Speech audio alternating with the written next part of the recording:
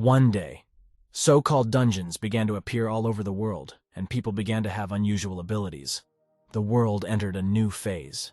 Most often, people collected mana in the sewers. This is a moss of glowing crystals in order to pump up their abilities in dungeons. This day was not successful, and the catch was small. And then Bugster noticed something glowing on the wall, almost right under the ceiling. He only had a little more to reach. At that moment, Bugster stumbled and fell into the sewer slurry with a splash. Seeing this, someone in special clothing ran to his aid. It was Judy, the girl who worked with Bugster, and she asked if everything was okay. With worry in her voice, she asked why he was trying to get in there. The Bugster smiled at the girl and said that he was just in a hurry and did not look at his feet. On this day, all television channels reported that today, the Big Fan Clan under the leadership of Alan Grabowski managed to make the third raid into the 5-star Taybec dungeon. After the end of his work shift, a man approached Bugster. He introduced himself as Lawyer Robert and offered his condolences over the death of his father. The lawyer handed Bugster something that looked like a medallion, which his father had bequeathed after his death. Bugster sat down near the TV and continued listening to the interview with Grabowski. Alan continued to praise his clan and said that they had worked hard to achieve a great result. He proudly added that thanks to the latest raid and the professionalism of his team, they were able to show the true power of the country. Buster dreamed of becoming one of them and rising to the very top, exploring level after level. He wanted to know how far he could go. He took the medallion left by his father and squeezed it tightly in his fist.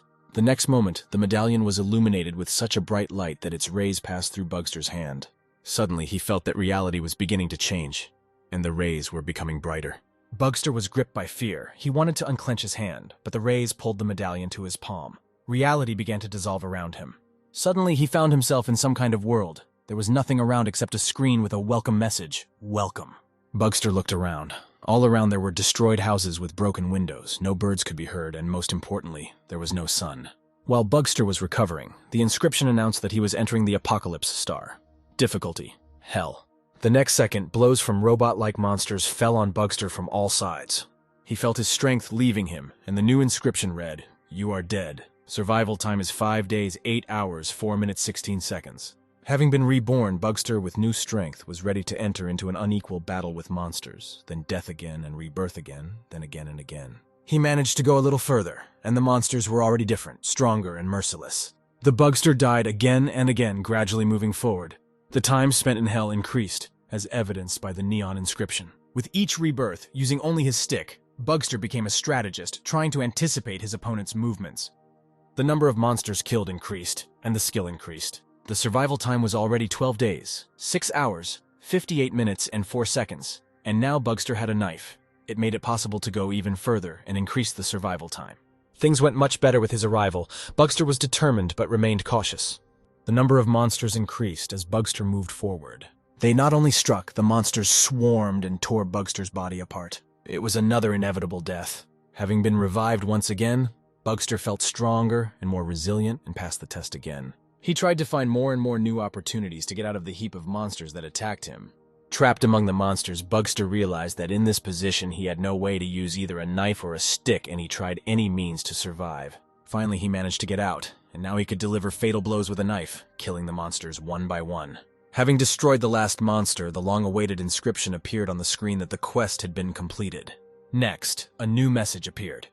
The total survival time is 36 days. 1 hour, 1 minute, 3 seconds. The destroyed Gone Star is watching you.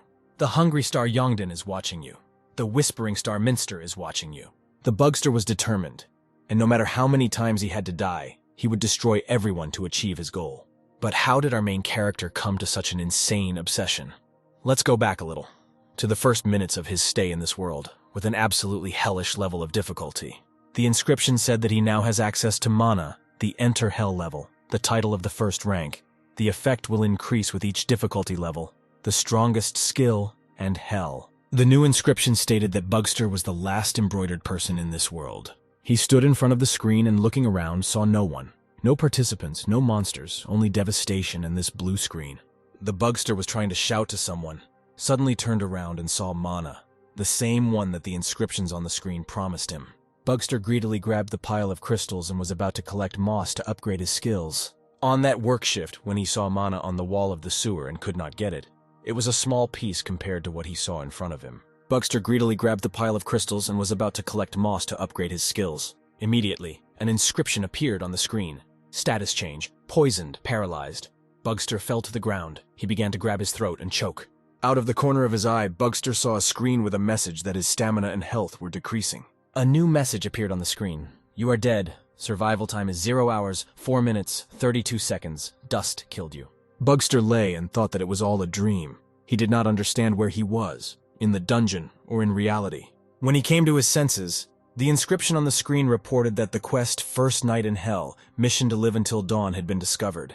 The Bugster wanted to know who controls all this and rushed off, not yet understanding whether he would escape from someone or run towards the monsters. This was just the beginning of the quest, and Bugster had already received a message that he was dead again. The survival time was 5 minutes and 22 seconds. He knelt down and began to pray furiously, asking the Almighty what he was doing wrong. As soon as he was reborn, he began to pray and meditate. After the 11th death, the inscription appeared on the screen: resistance to poisons and paralysis. He vaguely remembered one moment from childhood, when his father taught him to breathe slowly, not yet understanding why this was necessary. During his meditations, he breathed slowly, inhaling and exhaling poisonous dust, and by the 14th death, Bugster's resistance to poisons increased. He was able to extend the time until death by inhaling polluted air. After doing a few more meditations, Bugster increased his resistance to paralysis, and after the 28th death, his body became light, and the survival time was already 1 hour, 41 minutes, and 21 seconds.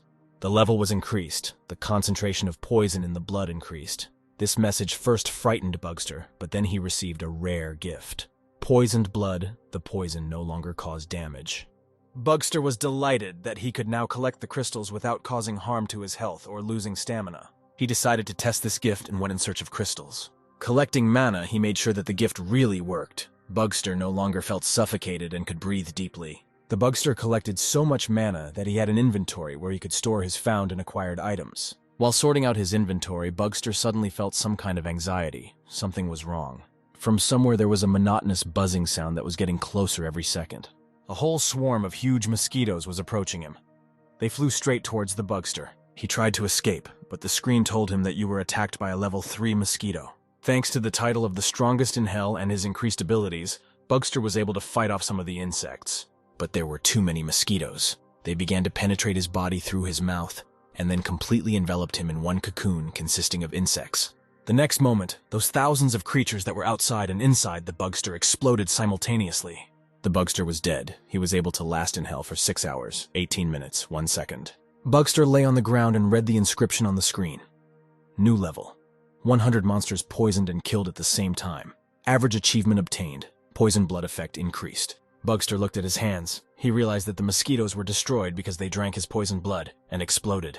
The next message threw Bugster into panic. His condition has worsened. He has received an infection and is gradually beginning to lose his health. And again, the message on the screen. This time he received the general skill disassembly. Due to the bacteria accumulated in his body, his health dropped below 10%. Bugster was already waiting for another death. But thanks to the title of Last Man Standing, the slow regeneration of his body began. With the infection condition cured and resistance to it increased, Bugster sat and remembered when he gained the dismantle skill. Having fully come to his senses, Bugster decided to find out what the disassembly skill does, and picking up a nearby chair, threw it on the ground. The Bugster used the disassembly skill, and the object rose into the air, the nails themselves falling out of the parts.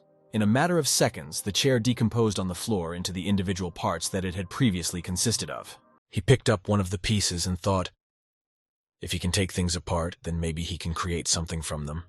From a chair leg and nails, Bugster was able to create a primitive weapon. Along with this, he gained the crafting skill. He rolled up his sleeves and decided that it was time to create a safe shelter for himself to hold out in hell. As time passed, Bugster sorted through his inventory and wondered how long he could remain in this ruined place. While wandering around the dungeon, Bugster accidentally stepped on a crumpled newspaper and picked it up. Having started reading articles, Bugster acquired a new skill, knowledge of a foreign language, the ability to communicate with monsters. He looked around while everything was calm. Bugster decided to deal with the dead mosquitoes. Perhaps he could also use the disassembly skill on them. He collected them in a pile and got to work. The following inscriptions appeared on the screen. The sting of a hellish mosquito was received a common one. The wing of a hellish mosquito was common. The blood of a hellish mosquito was rare. Now he had to assemble something from these parts, and he began to tinker. The screen showed the inscription. The hell dart is rare. All that was left was to figure out how to use this primitive, small weapon. Before Bugster had time to create the last dart, it suddenly began to disappear in his hand, and in its place some kind of solar glow appeared. In his hand was an egg the size of a fist, as the screen reported. Unidentified legendary egg created successfully. Crafting skill improved. A new message appeared on the screen. To find out the contents of the egg, you need to monitor it. It can be alive or dead. You can revive it using certain skills, conditions, and rewards. Suddenly, Bugster heard some rustling and slow steps. He quickly hid around the corner and began to wait. The steps were already close, and he carefully looked around the corner so that he would know what to fear and who to fight. It was a goblin. He looked into the room and began to sniff. Bugster looked out again, and at that moment their eyes met. This was very careless on Bugster's part. The goblin swung his sword at the exact spot where Bugster had just been sitting, the sword whizzing right over his head. The Bugster remembered the stairs and ran towards them to escape. But the goblin did not lag behind. He soared through the air, catching up with the Bugster. The Bugster took out a stick with nails on the end from his inventory and was ready to attack. He turned sharply and struck a blow that the goblin did not expect. He flew down the stairs. The goblin instantly jumped up and began to approach Bugster. An inscription appeared on the screen that this was a monster of the 20th level, and his name was Goblin Red Helmet. The Bugster fought back as best he could, but the difference in their levels gave the goblin an advantage, and he was faster. The monster said something, but Bugster did not understand his language and continued to defend himself. The Bugster opened his inventory again and threw several poison darts at the goblin. One of the poisonous darts hit his hand, and it immediately began to become covered with purulent blisters. With one swift movement, the goblin cut off his damaged arm without hesitation. The next second, the goblin disappeared, as if he had evaporated, but Bugster was on his guard. The next moment, the monster appeared above Bugster's head and was ready to deal him a fatal blow. Bugster did not have time to react to the goblin's attack and was defeated. Bugster was ready to die again, but the monster left Bugster and walked away, and Bugster was able to make out his words that there were still people here. The Bugster lay and looked at the screen. The health level dropped below 10. Body regeneration was activated, thanks to the title of Last Survivor. The next message was that the quest First Night in Hell was completed successfully. The screen again reported that based on the results of the passage, due to the difference in levels, Bugster received a golden chest. There are 14 days before the next quest, and you can use the Stone of Return. He clenched the medallion in his fist and sighed with relief that he could finally return to reality. After returning, Bugster found himself in the rain in some abandoned area. Judy miraculously appeared nearby, the girl who worked with him in the sewers in search of mana. Judy threw her cloak over Bugster and told him to take shelter in the building immediately before they got mana poisoning.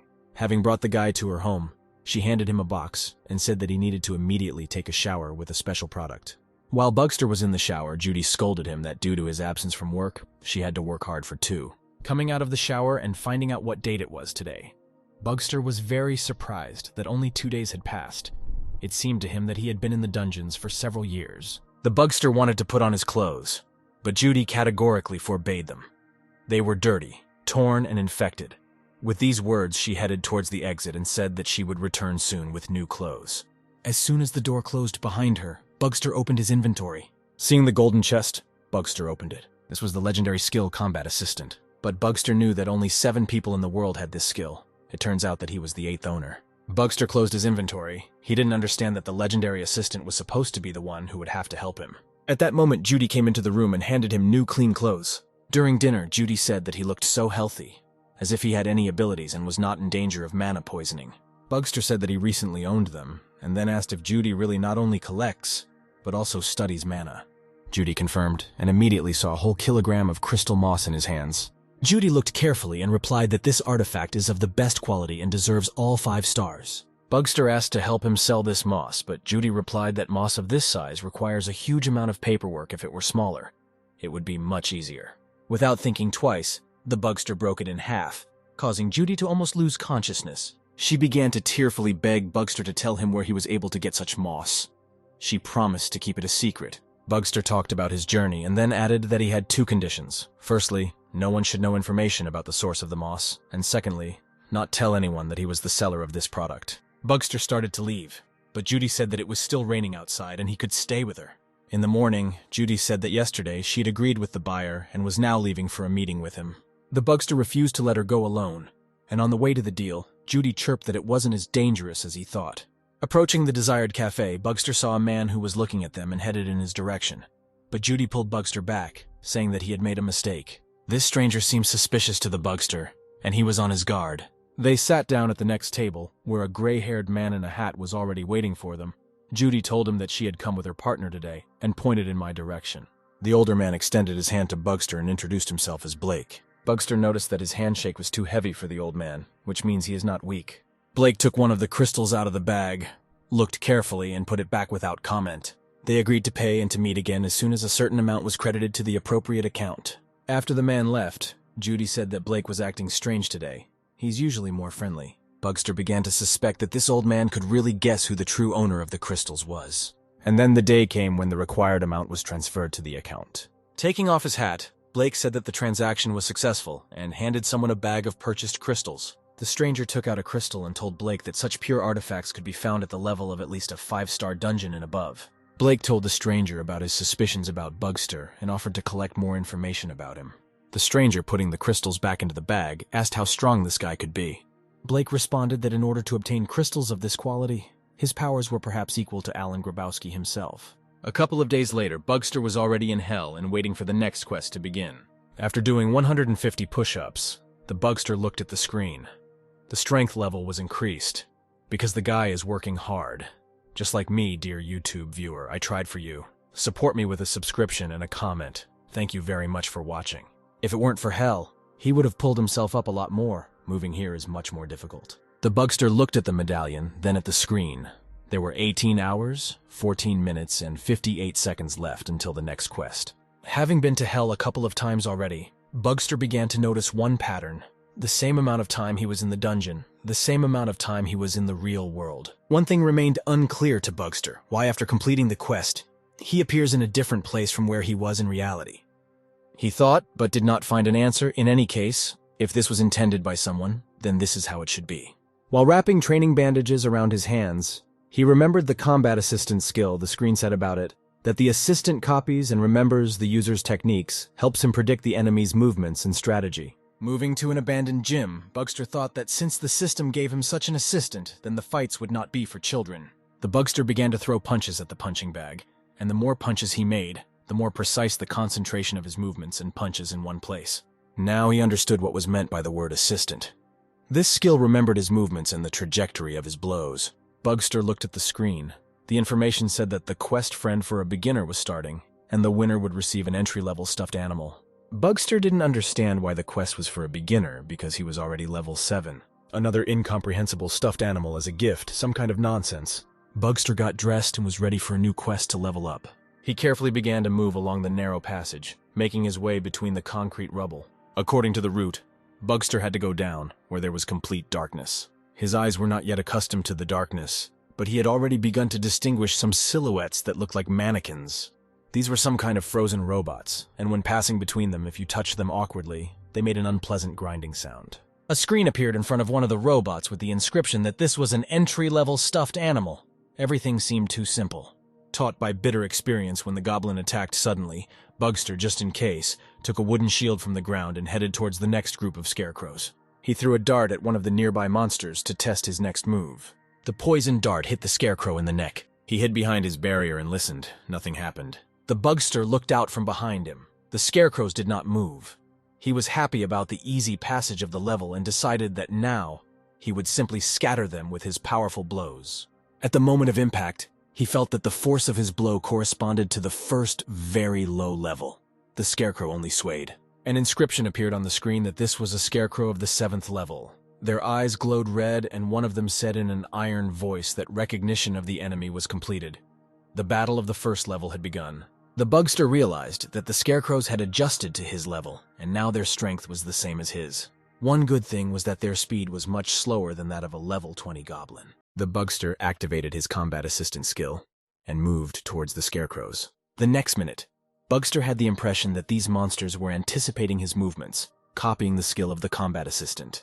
And at that moment, one of the scarecrows grabbed Bugster's neck with his iron hand. He squeezed tighter and tighter. With his free hand, Bugster delivered a powerful blow to the monster's jaw. A metallic clang was heard and sparks flew. The enemy's eye lit up with a red laser light, and he said that the information about the opponent had been updated, and the 2nd level of the battle had begun. Several scarecrows simultaneously flew at Bugster and grabbed him by the hair and all his limbs, preventing him from striking.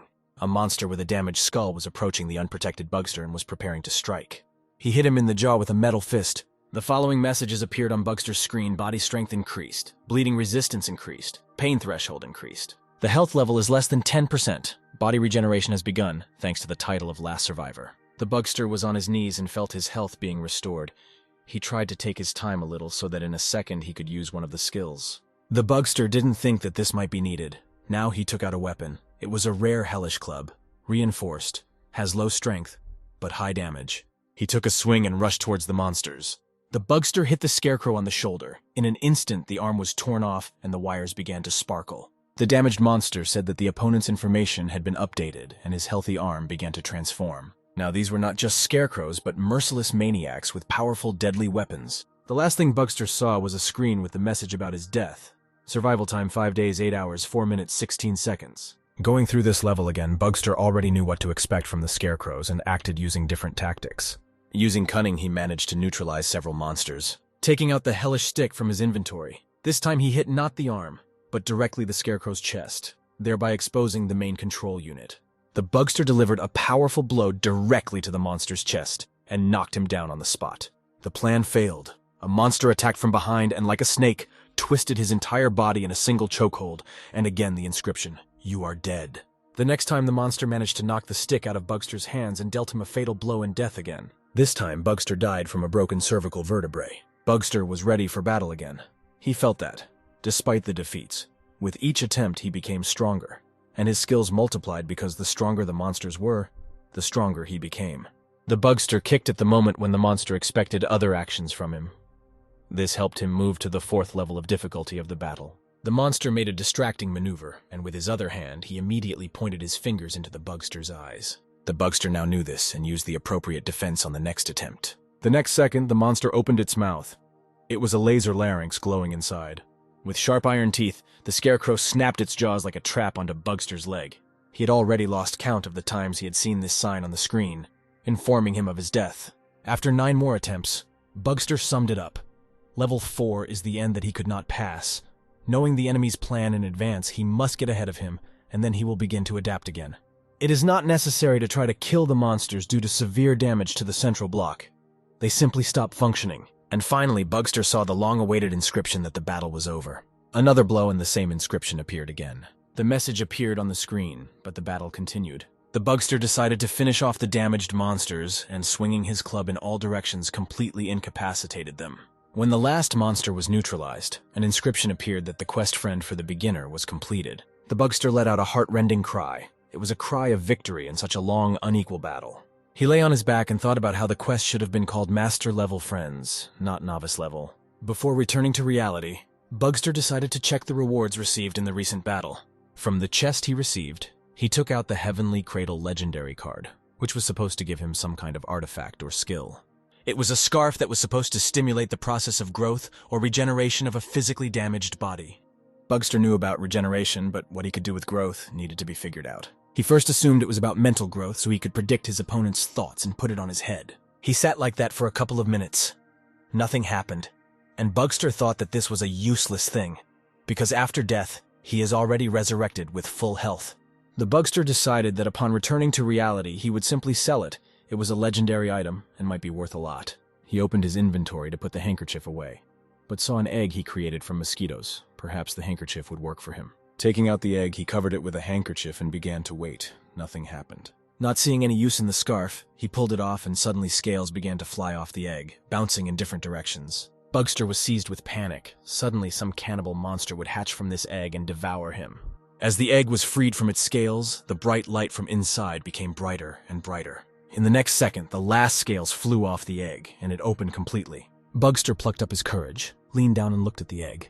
There was some kind of sleeping creature, similar to a dragonfly, but with a human face. He looked more closely in surprise. She looked like a small flying fairy, very tiny in size. Bugster decided to get to know this cute creature better and extended his finger to touch the fairy. And the next moment, the expression on this cutie's face changed, and she painfully bit the guy's finger. The fairy immediately made an innocent face and said that she really wanted to eat. The Bugster carefully handed her the candy, but she winced and refused. The fairy pointed her finger at Bugster and began smacking her lips. Bugster looked at her cute face in surprise and thought with horror that he had definitely raised some kind of little cannibal monster. He began to realize that this creature was asking him for blood to quench his thirst and hunger. Bugster hesitated for a while. Knowing that he was not in reality and that if something happened he would rise again, he had no choice but to feed the baby with his blood. While she was satisfying her hunger, Bugster remembered that he created an egg from mosquitoes. It turns out that this is a mosquito fairy, so her food is blood. Then the little girl smiled and said that she was the fairy of the apocalypse, and her mission was to destroy everyone after the onset of the apocalypse. He became wary. This little fairy eats everything. But how is this possible, because his blood has very poisonous properties? The Bugster perfectly remembered what happened to the goblin's hand after blood and poison entered it. He looked at the cheerful fairy and was surprised that this baby was completely fine, which means his blood was safe for her. Bugster did not yet know her skills, but he was convinced that she behaved quite friendly, did not show aggression, and decided to give her the name Pappy. The fairy happily said that she liked being Pippi. Bugster decided to tame her and said that she could come with him, but she must promise not to eat people. He allowed her to drink blood and eat any of her enemies, for which he would give her some of his blood. Peppy promised that she would not hurt her master. The fairy looked around and asked what kind of dolls were scattered around the hall. Bugster replied, "There was a small battlefield here." Then Bugster noticed that one of the scarecrows was broken in half. But how was this possible? When could he do it, and thanks to what? A screen appeared where it was written that the combat assistant had received the killing power skill, and to activate it, you just need to use it. Bugster placed one of the robots in front of him and decided that he needed to activate it now, rather than during the fight. She swung and struck the monster with such force that any professional fighter would envy. The powerful blow simply tore the robot into pieces as if it were a cardboard box. The Bugster exclaimed with delight that this was a very cool skill and now his enemies would be in trouble. Suddenly he saw how some stuffed animals began to move and rise from the floor. The three headed towards Bugster and he prepared to fight. 3 scarecrows surrounded Bugster, and one of them said that he had been identified as a Superman and the blocking had been deactivated. The Bugster thought that now they would start attacking him, but they had no intention of doing so. One of the monsters pointed somewhere in the corner. Having sorted out the mountain of trash, Bugster saw a skeleton sitting at the table and headed towards him. The fairy followed him. Flying up to the skeleton, she broke off the little finger from his hand and began gnawing, saying that it was very tasty. Bugster told the fairy that the dead cannot be eaten and wanted to return the bone to its place. He noticed a letter under the skeleton's hand and opened it to read it. The one who wrote this letter reported that he had made many mistakes. Life had turned into a complete nightmare, and the situation only worsened. Children born immediately died from the poisonous air. Hope was fading in the eyes of the last representatives. All high-ranking individuals were dead by suicide, and humanity was dying out. Bugster compared all the facts and realized that we were talking about the future of humanity in which he lives now. After reading the letter again, he could not find the name of the person who wrote the message. The fairy found an object on the table and asked Bugster if she could eat it. This item was somewhat similar to the Stone of Return, but it was different from his stone. Bugster asked Pappy to give the item to him so he could take a closer look. He raised his hand to take the stone, but it suddenly lit up with such a bright light that Pappy closed her eyes. The Bugster felt a strong burning sensation in his palm, as if he had touched burning coals. The next moment, the stone was attracted to his palm like a magnet and severely burned Bugster's hand. He pulled his hand forcefully, the stone fell, and Bugster looked at his palm, on which there remained a brand that looked like a seal impression. At that moment, a screen appeared, and the inscription on it said that the stars were watching the Bugster. Suddenly, the fairy rushed off somewhere, and just shouted to Bugster to take care of himself. Suddenly, some unknown force lifted Bugster into the air and began to circle. He screamed and called for Pappy, but she was no longer there. Bugster found himself between heaven and earth in an incomprehensible space and dimension. At some point, everything became quiet, and Bugster was in immense space. There was only the starry sky around. He walked in an unknown direction and tried to find the fairy, shouting for her to come back.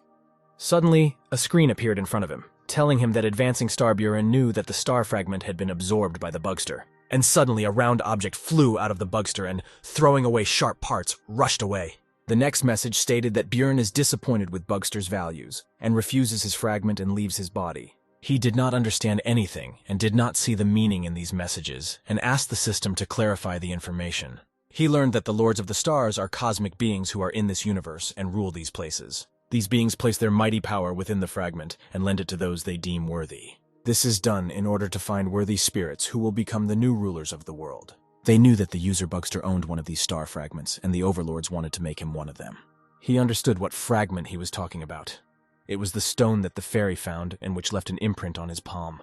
The next moment, several fragments similar to the one that left him flew towards the Bugster, and inscriptions began to appear on the screen. The information concerned the yellow fragment, Whispering Star Minster sees charm and wants to develop the charm skill. An orange fragment from the Sharden Star offered to lead an army of steel and fire. The blue fragment of the Shattered Stargon offered to rule this dark world, and the green fragment of the Weeping Star promised that the Bugster would become a harbinger of death. The pink fragment of the Hungry Star of Yongdan offered to go in search of a serpent that would devour the whole world. The screen prompted Bugster to choose a star, to which he replied that there was too little information for him to make a decision and make a choice. Star-Lord Gon delights in strategy and plotting, ruling with daggers and poisons and remaining unknown through his secret organizations. Lord of the Weeping Star Bart rules the army of the dead. His feelings are melancholy and grief, masters the elements of despair, fear and helplessness. The Lord of Hungry Yongdan is a star in the form of greed and hunger, whose subordinates always want to eat and get absolutely everything in this world. The mistress of the Whispering Star Minster kindles everything in the light and blinds at night, can blind any person and bring him to his knees. Lord of the Star. Lord Sharden advances with fire and kills his enemies with steel, wants to burn the whole world with his hatred. Bugster asked if he really needed to make a choice right now and received the answer that choosing the stars was a very rare opportunity. They would help him grow faster. Bugster asked what the stars could give him right now, because they were the ones who found him. So why should he wait for the stars to deign to influence his growth? He felt some kind of catch and asked what the price for all this was. The stars said that you just need to serve them. Bugster replied that in any case, he had no trust in them, much less any contract. A message appeared on the screen that the victorious Star Sharden had lost interest, and the orange fragment immediately flew away. Bugster was not at all upset and said that he was doing great without him. He saw no point in obeying these stars. The colored fragments began to leave Bugster one after another, and he just waved his hand at them carefree.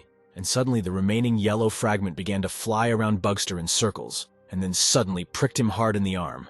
He read on the screen that Whispering Star Minster had awakened some of his skills, particularly the legendary domination skill. Bugster looked at the imprint on his palm and thought, if they are giving out skills for nothing, then why didn't they stop the mass extinction at the first level of hell? It is possible that these stars create this hell. There are still people who are stronger than Bugster, or the forces were so great that even those who have superpowers could not cope with it. Bugster decided that he needed to find out more about these stars at all costs. 3 days later, Bugster returned to the real world and was reborn again in a new unfamiliar place. This time he looked like a homeless person, getting out of some bushes in the park. He almost scared a walking kid. Suddenly, a brilliant idea came to his mind. Bugster decided to buy himself a house, warm, big, and cozy. Having heard about this idea, Judy said that it was unlikely to work out, even though he had a lot of money. Judy said that he received them illegally and is not even registered as able-bodied, is considered a level 0 amateur, belongs to the lowest level in society, and has no superpowers. Bugster agreed with Judy's words. Buying an expensive house would look too suspicious, which means you first need to register and increase your rank in society. But as for choosing a star, all that was left was the yellow one.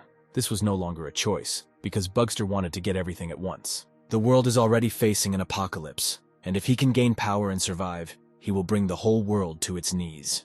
At dinner, Bugster turned on the TV and heard that Alan Grabowski was preparing an expedition to the Kratos dungeon, where barricades would be set up to ensure the safety of the inhabitants. Monsters began to appear outside the dungeon, and it is considered 5-star, which means the monsters there are of the appropriate level. They can only be defeated with weapons filled with mana. Judy said that it was very risky to go there having the most advanced skills. Alan was the only one who could clear the dungeon. From the news, Bagster learned that in 3 days the registration of volunteers wishing to participate in this expedition began. Registration is exactly what Bugster needs, and he should give it a try. Arriving at the testing of superpowers, Bugster saw a lot of people, and they were all ready to show what they were capable of. In the crowd, Bugster accidentally bumped into a man and they started talking.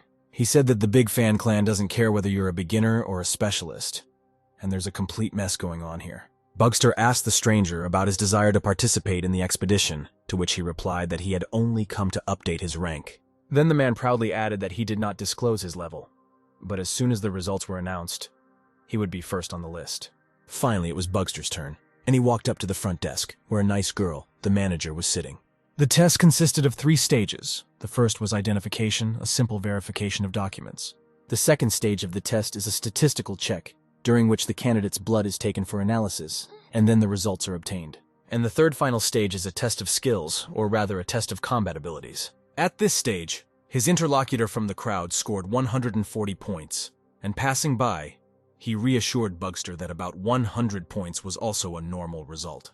Following the specialist's instructions, Bugster rolled up his sleeve and stuck his hand into some kind of apparatus. There was some kind of ball inside, and the specialist ordered to squeeze it with all his might. The Bugster found a small ball and pressed it with his finger. Seeing the instant result, Bagster was shocked, and the surprised specialists decided that the device was broken or it was just some kind of technical problem.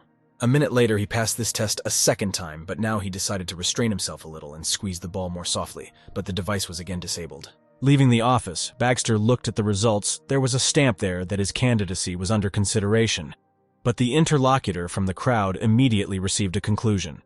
Next, all test takers were divided into 3 groups according to their skills: attack, defense, and enhancement.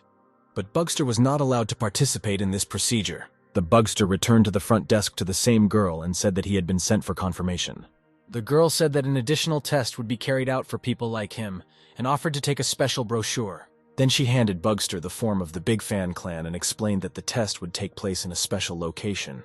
She then asked what the candidate's goal was: power, money, protecting humanity. Bugster did not want to answer this question, and deciding to change topics, said that there was talk that the difficulty level of dungeons was rising and soon humanity would not be able to cope. The manager replied that this was quite possible, handed Bugster the booklets, and suggested that the topic for the test was dungeons. Moving away from the counter, Bugster folded all the documents and headed towards the exit. Going outside, he smiled, wondering what kind of dungeon they had prepared. Alan Grabowski himself slowly got out of the luxurious, expensive car. He personally observed the testing and competition of the participants. His assistant said that the Red Butterfly clan had already arrived and they were aiming to fight the Big Fan clan. Grabowski replied that they were not here to compete, but to participate in the expedition. They simply didn't mind testing their strength again. The Red Butterfly clan, they are all endowed with talent, common sense, and as soon as they heard about the expedition, they came themselves. Grabowski noted that he would have accepted them into the expedition just like that, but they intend to participate in the competition. When asked about the other participants, the assistant replied that they were all 20 levels below the Red Butterfly. Then the assistant showed Alan Bugster's personal file and said that this guy had unusual abilities and, moreover, poisonous blood. Alan looked at one of the test results and stated that this was definitely something new. He then added that this is very dangerous, because if Bugster gets hurt, then he can harm his allies. Grabowski returned the documents to the assistant and told him to take note of this guy. The time for additional testing had come, and Bugster stood near some door, surrounded by a girl, a big guy, a blonde guy, and a bespectacled guy. An employee came out of the office, called Bugster by name, and handed him some object that looked like a chip. All 5 participants were asked to enter the room and await further instructions. The participants were told that this was one of the dungeons of the gymnasium under the Bureau of Abilities. Alan Grabowski came out, greeted the competition participants, and said that this location recreates the interior of a 2-star dungeon. Each participant needs to collect as many of these chips as possible, which were given to them at the entrance. They were given 3 hours to complete the quest, during which they must complete the task and survive. Their competitors will be the Red Butterfly clan. Grabowski added that there is 1 metal chip per person, and the monsters have from 1 to 3 of them. Whoever collects the most items first is the winner. All participants, except Bugster, began to discuss strategy. They realized that the difficulty of passing would be not only the monsters, but also the competition between the participants. To fight the monsters, the bespectacled man suggested uniting into 1 team and then dividing the chips among everyone. Bugster said he would take the test alone and had no intention of sharing his loot. The big guy said irritably that the other teams will definitely unite. They will easily take possession of the Bugster chips they got, so it's better to immediately give up your chip now. Seeing that there was no other way out, Bugster struck the big man with a swift blow and knocked him down. He approached the big man and took the loot. Now Bugster had 2 chips. The Bugster turned to the other participants and asked who would be the next to give up the chip without a fight. The bespectacled boy said dissatisfiedly that by losing the player who was their defense, the team lost its chance to win. Bugster replied that all methods are good in battle and wished them luck. Grabowski carefully watched the competition on cameras. He saw that the player Red Butterfly robbed everyone and went alone. She had the same rank as the dungeon, and if she acted together with her clan, they would have cleared even a 3-star dungeon. The assistant said that for this competition, some surprises had been prepared for the participants, and when they encountered the monsters, they would be able to fully enjoy the sensation. This was the latest development, a robot that attacks using a glove treated with a radiation solution. In addition, it uses the spores and epidermis of a mushroom monster, officially called a mushroom droid. In addition, he has combat skills, stamina, and protection from magical attacks. But he also has weaknesses to defeat him. You need to act as a team. The red butterfly always works alone, and it will take time for her to understand the enemy's tactics, much less get a chip. Grabowski interrupted him with a hand gesture, asked for his attention, and looked at the screen. He looked at Red Butterfly's fight. She was indeed a little lacking in team support. Grabowski saw suspicious signals on the monitor and switched the cameras to another player. It was Bugster. He said that he would like a more powerful opponent. Before the monster could do anything, Bugster was near the robot in one leap and grabbed it tightly by the iron leg. The next second, the Bugster threw the monster a long distance, and it fell to the ground. Bugster said that the monster was a primitive creature with the worst statistics he had ever seen. A few minutes later, the Bugster stood alive and unharmed on the monitor, and around him lay heaps of monsters made using the latest military technology, which Alan's assistant had just praised so much. The Bugster lifted the monster into the air and used the dismantle skill. It was easy for him, and another chip ended up in the hands of Bugster. He got nervous. It couldn't be that simple. Over the speaker, information was heard that 34 minutes had passed since the start of testing, and the competition leaders would be announced. Third place, Susie Red Butterfly Clan, 7 chips. Second place, Red Butterfly, leader of the Red Butterfly Clan, 9 chips. First place, Bugster, no clan affiliation, 16 chips. He sat and played with the robot's head and said that he knew that they were in the lead, however. It would be more fun with goblins. The Bugster took out from his inventory what he had after dismantling the monsters. The screen said that it was ordinary mushroom skin. Placing the ribbons on his hand, he noticed that they were moving and used the making skill. The screen showed information that Bugster now has leggings and leggings made of ordinary mushroom leather. Having admired the novelty, he went further along the quest route. The Red Butterfly was angry. She was not used to losing. The next second, a crowd of players was already running towards her with the intention of taking away her chips.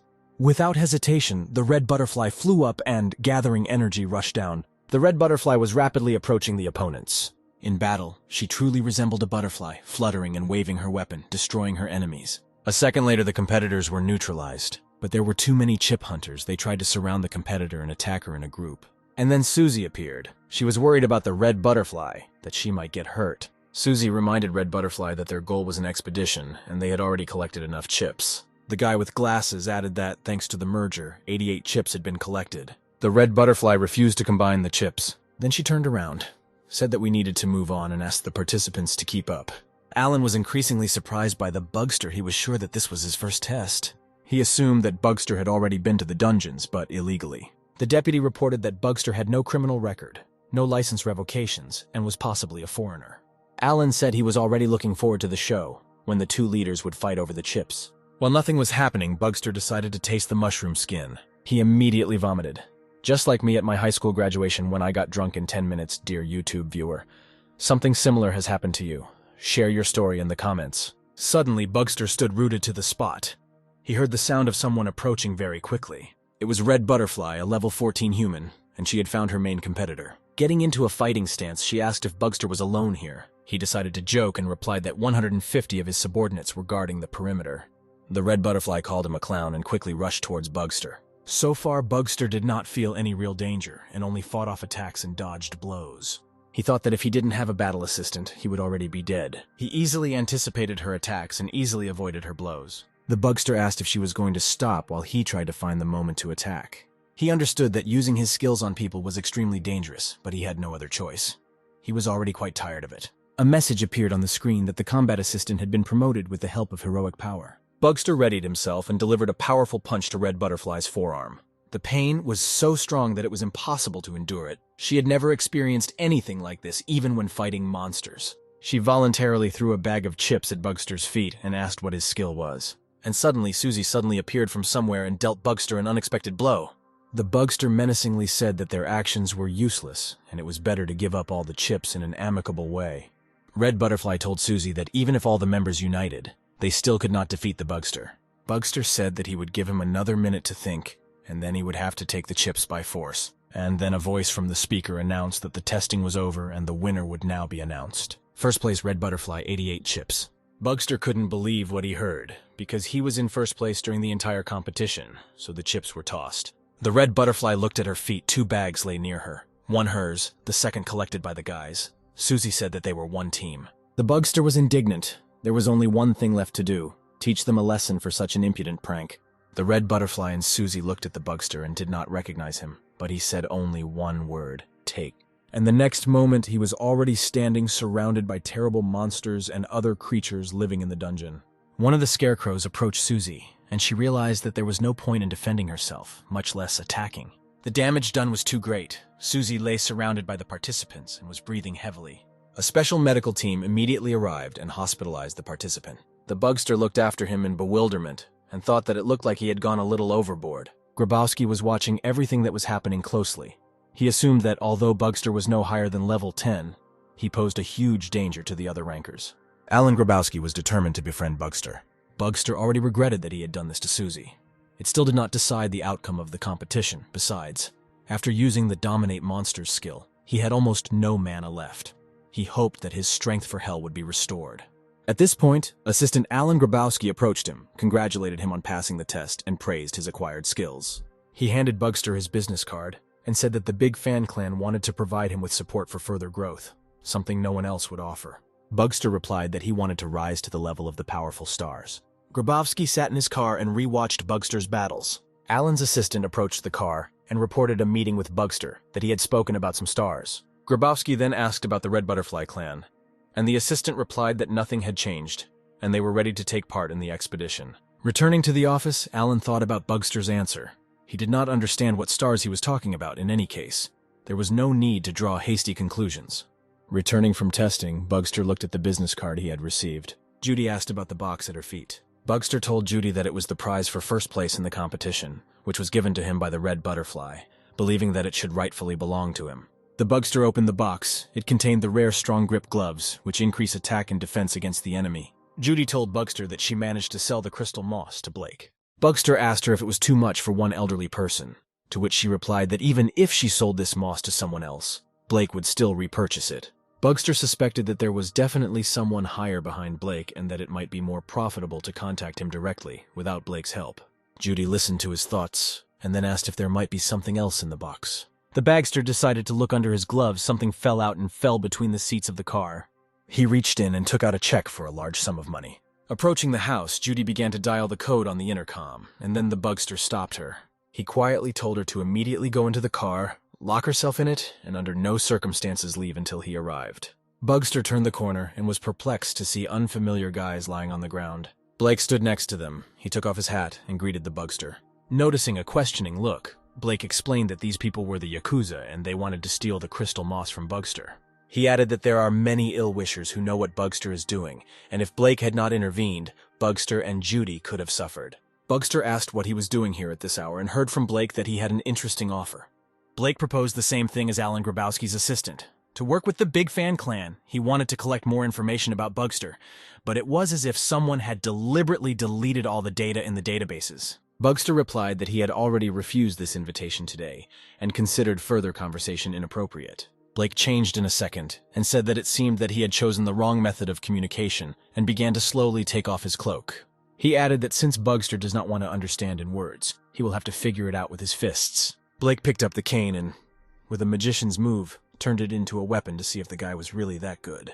Bugster activated his combat assistance skill and prepared to attack the enemy. Blake swung, and the tip of the sword flew in front of Bugster's face. The Bugster made a quick leap and instantly found himself behind Blake. He entered the fight using close combat tactics. In such a situation, Blake would not be able to use the sword normally. The next second, Bugster activated his domination skill to subjugate Blake's consciousness. Blake's eyes turned white. He began to lose his mind, and in just a moment he had to pass out. This is what Bugster saw when looking at Blake, because he had managed to use the illusion skill, and was now in a more advantageous position than Bugster. But Blake put the sword away and said that he had no intention of injuring Bugster, much less killing him. He asked the question, who is behind the Bugster and to whom does he report? The Bugster said he was on his own, looked up and laughed, telling Blake that he seemed to have forgotten something. The first thing that came to Blake's mind was that Bugster used the poison blood skill. But this time Bugster was faster and managed to grab the enemy by the face and said that now it will be known how resistant Blake is to poisons. The opponent broke free from Bugster's grip and struck him with a powerful kick. Coming to his senses a second later, Bugster repeated that he did not need any patronage and would not join any clan. Blake and Bugster were sitting on the ground, each ready to fight again. Suddenly, Blake took out a bottle from his inner pocket and drank it. The Bugster just grinned and joked that if there was anything left, maybe Blake would share it with him. Blake replied that he did not understand how Bugster was still standing, perhaps having the regeneration skill. Blake repeated that he had no intention of fighting, but Bugster reminded him that he had attacked him first. Blake asked where Bugster got the moss that Blake bought from Judy and repeated the question, who is behind Bugster? The Bugster replied that he preferred to act alone, and he did not intend to answer about the moss. Blake was amazed by Bugster's tenacity but continued to insist, hoping that the guy would eventually change his mind. Blake suggested that he take his time and think about the proposal to join the Big Fan clan, because this would open up a lot of opportunities for him. Bugster said that he was not going to sneak under anyone, then Blake replied that Bugster could work for him. The Bugster thought about it. Blake was smart, reasonable, and also had the right connections. Such a chance should not be missed. Hoping that Bugster would soon change his mind, Blake headed away. But then Bugster asked him why the Big Fan clan was so good, since it was weaker than some other clans. Blake replied that there are two types of people. One has no idea what is going on in the world. The other is losers who can't do anything. Bugster replied that in any case, he is stronger not only than the members of the Big Fan clan, but also Alan Grabowski himself. Blake replied that Grabowski reached level 26 months after obtaining his first skill due to the fact that he was supported by the Big Fan clan, while others who do not have adequate support spend at least a year on it. Blake said that if Bugster wants to prove him wrong, then he only has 2 weeks, and if he achieves the goal, then Blake will work for him. Blake grinned and, putting on his hat, said that the offer was tempting and he would think about it. As he left, he added that he didn't know where Bugster was going to train, but he hoped it would be a better place than Grabowski's. The Bugster smiled slyly after Blake and quietly said that he had his own resources. Bugster trained in the Hell Dungeon, where there were many opportunities to acquire skills and improve them. By meeting various monsters, Bugster gradually increased his level. At the same time, his strength and skill grew. Thanks to perseverance and grueling training, he managed to rise to level 15. The screen constantly informed Bugster about his achievements, and this time, an inscription appeared that the victorious Star Shardan was watching him. In the last fight, Bugster severely injured his hand. His hand was bleeding and very painful. He understood perfectly well that there was no need to exhaust his body so much and began to apply a bandage to the wound. Suddenly, Bugster saw his fairy nearby and asked where the devils had been. She said he was doing great and she didn't need to be around all the time. Then she noticed Bugster's injured, bleeding arm and suggested they stop the bleeding. He extended his hand to her. Pippi deftly inserted her tube and began to treat. Bugster looked at the pile of defeated monsters and caught himself thinking that now the progress was going much faster. But there was still one problem. While fighting monsters, he never met the goblin with whom he fought, and who left him alive. He is much stronger than all the monsters he saw. And as soon as I thought about it, this very monster appeared, the largest of the goblins. Bugster managed to hide in the corner. He saw how the monster was heading straight towards the pile of his dead brothers, but shouting to the fairy to be careful, Bugster attracted the goblin's attention to him. The goblin either heard or smelled Bugster and made a disgusting wheeze. Bugster was preparing the darts and saw how the goblin got angry when he saw his relatives dead. He let out a furious roar and Bugster realized that battle could not be avoided. The goblin rushed at Bugster and was ready to tear him into small pieces. The Bugster took a defensive stance and prepared to fight. And again the screen with the inscription about death, which Bugster was not even surprised at. Before meeting the goblin, he managed to live in hell for 12 days, 6 hours, 58 minutes, 4 seconds. Despite this, the message was completed. The task monsters on the wooden bridge begins. The task is to kill monsters with black hands. The Bugster lay there and thought about how he could defeat that goblin. Maybe dig a deep hole and equip it with poisonous nails. Bugster did not expect that the quest would begin instantly with a goblin attack. He was not even allowed to come to his senses and use his weapon. He only managed to see the screen, which reported that the survival time was 1 minute. The next few times Bugster tried to simply run away. But the monster still caught up, and death and rebirth occurred again. Survival time practically did not change. The Bugster didn't know what to do. Maybe just hide at the beginning of the quest. But those who killed him would have to pay for it sooner or later. But none of the plans helped Bugster survive and move forward. The goblin wandered through the ruins of hell and noticed that he had not seen this man for several days, but did not feel relieved because of this. The monster knew that the man was very cunning and tried to be on the alert. He could not allow the man to get to the goblin lair. One of the monsters called out to the goblin in the red hat and said that they were in big trouble. The goblin lair looked like a slum, and at the same time like some kind of infirmary. They warmed themselves by fires and barrels and treated the wounded. The goblin told the leader that someone had poisoned their water, so all the fish they ate died. The leader knew that this could only be done by that very person who did not yet have enough strength and skills to destroy the goblin. He wondered how that bastard could have known about this place, so he had tracked him down, and besides, since the goblin wasn't allowed to kill him, then maybe he could just catch him and lock him up. A goblin nanny approached the leader and said that his child was crying and calling for daddy. The goblin's heart sank. He was worried about the safety of the life of his generation. One of the monsters, seeing that the leader was heading towards the exit, shouted after him that he could not do anything to someone who dies and is constantly resurrected. The second goblin advised that to give up revenge, perhaps then this man would leave them alone and stop killing. The leader said that it might be necessary to find a new place for the den. And suddenly, nearby, they saw their ally. He was lying in a pool of blood, which had the smell of poison. He died before he could reach the lair. The head goblin said that the man was approaching and he, as the leader, must prevent him from reaching the lair. The leader began to notice that with each revival the man became stronger, and only he knew him better than anyone. He set out determinedly to find the man and knew he would come up with something to protect his tribe. Finally, the leader told the allies to be ready to repel the attack at any moment the man could track them down and attack the lair.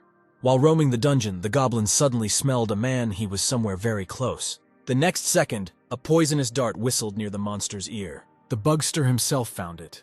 Now the goblin needs to figure out how to neutralize it. Bugster said that he was glad to meet you. Today he is kind and will give the goblin some chance. The chance to die at his hands, because he will try to be very gentle and affectionate with him, is his mercy. Bugster adjusted his gloves and said that his tribe was unlikely to survive if he seriously used poison. The goblin did not attack. Only he alone knew the reason that he was stalling for time. He answered Bugster that he would specifically save his life, cut off all his limbs and watch the man writhe in pain. Bugster responded by telling the goblin that he could threaten the monster's family and nothing would happen to him, for revival would save Bugster.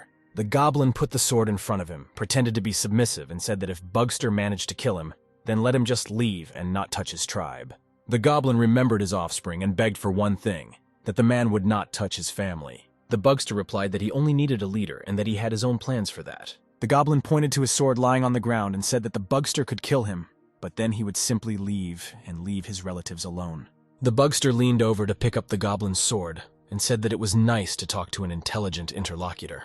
At that second, the goblin struck the bugster with a lightning-fast blow and he flew back and hit the concrete slabs, the sword again ending up in the hands of the monster.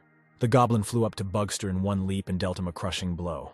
The bugster bared his teeth and smiled. The inscription said that the level of health had dropped and the regeneration of the body instantly began. He dealt a powerful blow to the goblin's side, and he doubled over in pain.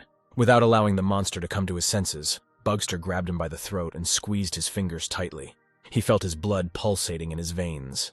The goblin began to weaken, and Bugster dealt him a strong blow to the chest. The goblin flew away. The monster needed to protect his tribe, and he began to slowly rise. The bugster told him that he was not using all the power he had yet, and ordered the goblin to attack. The monster was possessed by a strong rage, and he rushed at the bugster. He ran into the man with such speed that it seemed to him that his neck was broken. Suddenly the monster saw Bugster's body illuminated with a bright blue glow. Instant regeneration was taking place in his body. The bugster jumped up and began to strike the goblin with blow after blow. The goblin sat on the ground. He realized that the man had become much stronger and was using skills that were not there before. Bugster reminded him when the goblin left after his first blow, and they never really fought, and since that moment quite a lot of time had passed, which Bugster did not waste. The goblin looked at the man and said that then he would fight with full strength and cut off his head here and now. The bugster replied that now he too would not be so careless. The goblin realized that he could do nothing more and suddenly asked Bugster for forgiveness for constantly killing him. The weak goblins would die first, and then if the leader died, the whole tribe would die. Then he reminded Bugster, who had promised a few minutes ago that he didn't want to harm his tribe. Bugster replied that it was too late to change anything by killing the leader. He would gain experience for the killed tribe. The goblin looked into Bugster's eyes, and that was the last thing he saw before he died. The quest monsters on the wooden bridge was successfully completed. For defeating the goblin leader, Bugster received a golden chest, and as the difficulty increased, the reward also increased.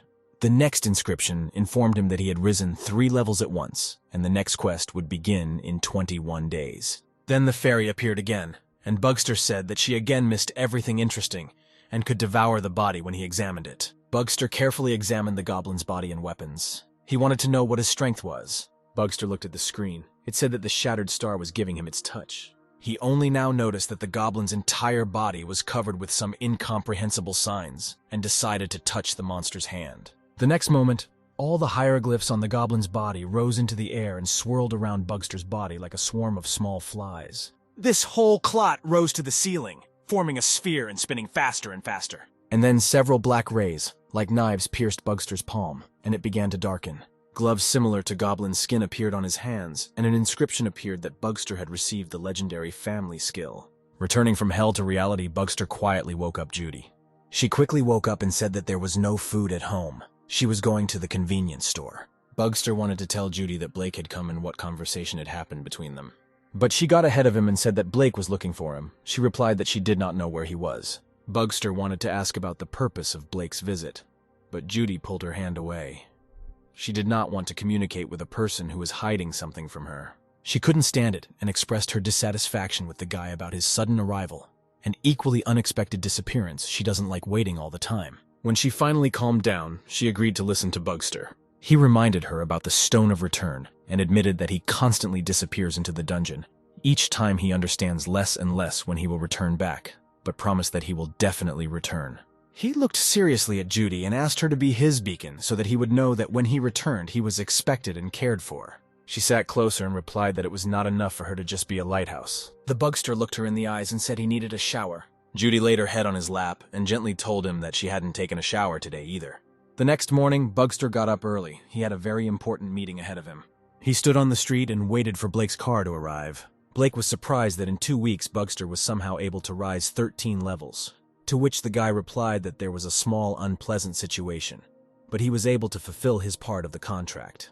Blake replied that unfortunately he could not believe it until he tested his abilities himself. Bugster looked at Blake and reminded him that he had promised to fulfill his part of the agreement. Then he added that otherwise he would raise the price of crystal moss, which he could sell to Blake again. The next minute, Bugster took out crystal moss and clarified that this is an exclusive that only he can get.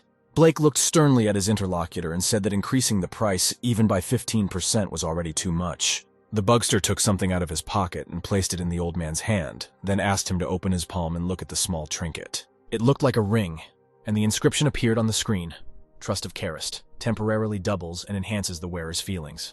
Bugster explained to Blake the effect of this item, and added that even Alan Grabowski himself could not give such a gift. Blake took another close look at the object and noticed that, judging by its appearance, there should be a second connecting ring.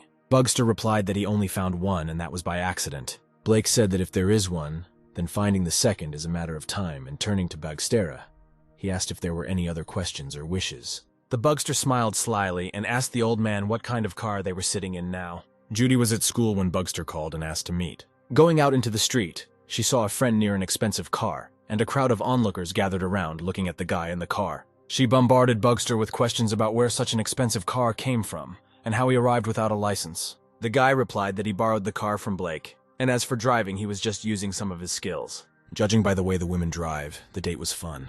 A couple of days later, Blake invited Bugster to one of the gyms to conduct a test fight. Blake decided to check in reality whether Bugster is as good as he praises himself, and at the same time, try to persuade him to once again join the Big Fan clan. Blake tried to convey to Bugster the endless benefits of joining the clan. Bugster continued to refuse and did not change his mind. After striking again, Blake said he was disappointed in Bugster's stubbornness. Trying to make an accurate strike, Bugster listened that the clan had privileges and benefits when paying taxes, utilities, and transport. Blake, continuing to strike, argued that refusal to join entails great losses, be it money or power. Blake was very fast and dodged the blows Bugster hoped that this time he would hit. But Blake dodged again and made a hand grab. Bugster's arm was broken, and the screen notified him that his health had dropped below 10%. Blake stood and watched with interest as the body's regeneration activated and Bugster's arm began to adjust. After the fight, the old man agreed that Bugster's skills had improved in 2 weeks. Bugster said that he parked his car at the entrance and then asked if Blake knew anything about the stars. Blake replied that he had heard something from high-ranking officials about the Association of 5 Stars and the class system of abilities. In addition, there is also the Star of Bethlehem, which opposes the authorities. While getting dressed, Blake said that he did not know where Bugster trained, and there was no data in the system that Bugster visited the dungeon, and in the eyes of others, he was just an inexperienced ranker. As he left, he said that Bugster had the opportunity to visit another dungeon. He would help get there and would contact Bugster later. A few days later, as Blake promised, Bugster was in a 1-star dungeon called Mountain Range. Beginners came here, as well as ordinary people who just wanted to enjoy nature. A girl stood on the sidewalk, smelling a little of alcohol, and called all the newcomers who had arrived to gather around her. The girl's name was Milana. She introduced herself as the dungeon caretaker and said that she would help the participants complete the quest and keep order. She further explained that the more stars a dungeon has, the more difficult it is. In this case, the dungeon is 1 star, which means it's not difficult to forgive. Milana said that dungeons are changeable and permanent, while the mountain range is a permanent dungeon. After the briefing, the caretaker invited everyone who would be going through the dungeon to introduce themselves. Sam, 2 stars, a tall, muscular blonde with a determined expression on his face. Next, 2 girls introduced themselves. The brunette's name was Lila, one was a star. The second with a ponytail was Camila, one was a star. The bespectacled guy's name was Ricky, 1 star. When it was Bugster's turn, he introduced himself and lied that he only had 1 star. Milana asked if he took the weapon. The Bugster took out the most primitive thing from his inventory and showed a stick. Sam asked how this idiot would fight monsters using some simple stick. After that, he took off his backpack and showed Bugster all his cool equipment and weapons. Then Sam took out a sword and, pointing it at Bugster, said that this is the kind of weapon a real ranker should have. The next second, Milana used a combat technique and Sam, flying over her head, fell to the ground. Milana, quickly calming Sam, ordered everyone to get ready to depart. Bugster was surprised by Milana's abilities and wondered if she was that good in a real fight. The gates of the protected area opened and the team of participants entered inside. Milana said that the beginning of the quest is the jungle, and there is no one here yet, but monsters are already waiting for them deeper. There is a stone of return in their lair. You need to get it. This is the main condition. The Bugster thought that there was nothing complicated so far. Everything was like in the hellish dungeon. Having heard from Milana that the more additional tasks they completed, the greater the reward would be, Bugster decided to only complete the main one so as not to expose himself. Sam, having the second level, decided that he was in charge and ordered everyone to rub themselves with grass so that the goblins would not smell them. In addition, at the time of their attack, take care of their heads. Bugster interrupted him and said that this was a stupid idea. Sam was hostile towards Bugster from the very beginning and said that he learned about it from one of the rankers. Then he attacked Bugster and told him to shut up, because he didn't even take a normal weapon with him. Milana had to separate the guys again, and she asked why Bugster thought this idea was stupid. Bugster said that goblins are not so stupid as not to smell them. And besides, you need to take care not of your head. Goblins will not attack from above if there is tall grass in which you can inflict damage on your legs. Milana approached Bugster and said that he was right, but is it possible to gain this knowledge without experience? The Bugster almost gave himself away. He replied that this was his first dungeon, and he learned about goblins from the internet. Then he heard some rustling behind him. It seemed that the other participants did not hear anything. The next second, for some reason, Bugster sharply bent his leg at the knee and looked up. It was a monster that flew into the air and was thrown somewhere into the bushes. The participants opened their mouths in amazement. Sam was the most surprised. The Bugster didn't even take out his primitive stick. Milana tried not to show that something was wrong here, so as not to scare the participants, but only told everyone that goblins could suddenly appear like that and ordered them to start clearing the dungeon. As we moved forward, monsters appeared from everywhere. Having united into one team and using their weapons, the participants gradually cleared the territory. They even developed their own team tactics. Milana was nearby and watched as the guys, having dealt with another monster, decided to rest and move on. But one feeling bothered her. The atmosphere of today's dungeon was a little strange. It seemed to her that the goblins were scared even before the guys entered the battle. It seemed that they were even afraid of the participants. The next second, she heard the scream of one of the participants and rushed to help. In front of the participants was a helpless goblin tied to a post. Looking around, they saw that there were many of them. Too many. The monsters were not only dead, all their eyes were cut out. Due to the emergency situation, Milana shouted to everyone that they would return as soon as they took the return stone. And suddenly everyone noticed that Bugster was missing. Milana began to look for and scream for Bugster, because she was fully responsible for the participants in the quest. The Goblin Redcap had excellent hearing and was familiar with the name Bugster. It all happened an hour ago. When the participants were fighting monsters, Bugster took the chance to leave the group. He went deeper into the forest and used the family skill. Thanks to the improvement of this skill, Bugster could now not only find a common language with monsters, but also summon goblins and resurrect them. Using the family skill, he resurrected and summoned the Goblin Red Hat, and he appeared. Bugster told him to kill all the goblins here. The leader said that the Bugster was crossing all boundaries, forcing him to kill his relatives. The Bugster replied that otherwise he would do it himself and did not advise the goblin to argue. And then one of the goblin tribe came out of the bushes. The leader had no choice, and he dealt a powerful blow to his fellow tribesmen. 2 more people came out to hear the noise. They had no idea that in a second they would be dead. Bugster learned to manage the family skill. When the leader experienced kindred feelings for his fellow tribesmen, Bugster felt the same, but was able to overcome this feeling and began to hate goblins. The leader felt the same and began to kill his fellow tribesmen. The Bugster was convinced that the leader could handle it himself and decided to return to the group. The group of participants continued their search, and Milana became more and more worried. Suddenly, Bugster came out of the bushes and Milana attacked him, but the participant apologized and said that he was just going to the toilet. Milana sternly said that they spent a lot of time searching for him, and now everyone needs to return to pick up the homecoming stone. The artifact was found, and Milana said that they could return. The next second, Sam's nerves gave way, and he rushed away as fast as he could. Sam screamed in a panic that this mountain of dead eyeless goblins did not at all correspond to a one-star dungeon, and he needed to get out of here. The next second, Sam's leg caught on something, and he fell to the ground. It was the goblin leader's hook. Another moment, and the hook will plunge into the back of unfortunate Sam. Milana quickly rushed to help Sam, drawing her weapon on the fly. She tried to strike the monster while dodging the goblin's sword. Bugster carefully watched Milana, a middle-class ranker from the famous Veliki unknown clan, to see how she would cope with the monster from hell. Milana was not going to give up. She firmly surrendered her knives and rushed towards the goblin. The monster was in no hurry. He stood calmly and waited for the girl to run closer. Finally, he chose the right moment and, baring his terrible mouth, rushed towards her. Milana looked straight into the monster's eyes and rushed towards the goblin, trying to change the trajectory. Bugster looked at the battle. He knew that with the help of the family skill, he could control the monster. But if it was stronger, then Bugster could not control the goblin. The fight was heating up. The monster did not retreat, but Milana did not give up. Bugster remembered the goblin's words about what would happen to the tribe if the leader died. Bugster could sense that the goblin was worried and upset about this. Bugster could feel it. But perhaps the monster is making a mountain out of a mountain, experiencing family hatred and therefore taking out his anger. The quest participants stood aside and watched everything that was happening in horror. They were shackled with fear. Bugster wondered if Milana from the Great Unknown Clan could defeat a level 26 monster. At that moment, the goblin put the tip of his knife to Milana's chest, and it seemed that everything was over.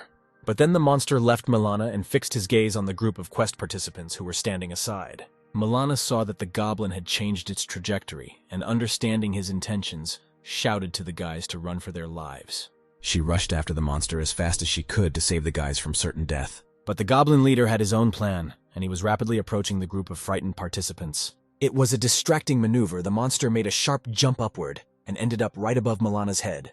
Flying over Milana, the goblin swung his sword and delivered a surprise blow right to her face. Having delivered this planned blow, the monster landed on its feet with a crash and slammed its sword into the ground with force.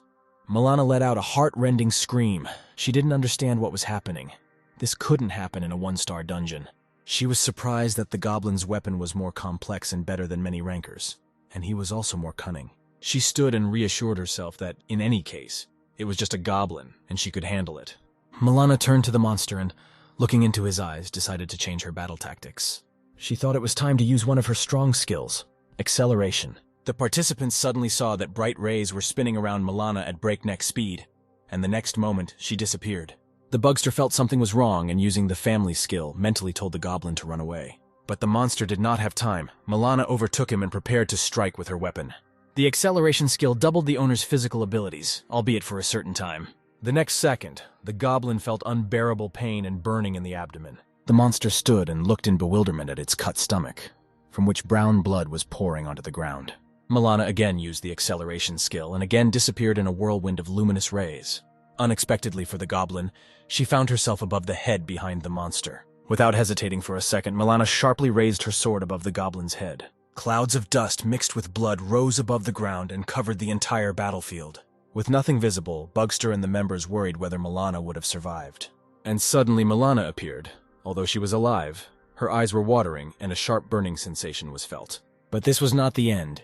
It was tear gas that the monster released, and not dust as the participants thought. Milana covered her face so as not to inhale the poisonous fumes. She hoped that the goblin was dead, but something went wrong. In an instant, the gas dissipated and everyone saw how the goblin was holding a sword at Sam's neck. He said that if anyone moved, the guy would be dead. Milana again took a fighting stance and was determined to save Sam. Milana was once again convinced that there was something wrong with the dungeon. The goblin should not be able to talk. The monster bared its teeth again and through clenched teeth ordered the girl to drop the weapon. Thoughts were rapidly racing through Milana's head to defend herself or call for help. The bugster realized that Milena's strength was at its limit and it was time to intervene. He took out a stick, threw a stone into the air and swinging it, hit it with the stick. The stone flew straight into the goblin's head. He threw Sam to the side with force and the guy fell unconscious.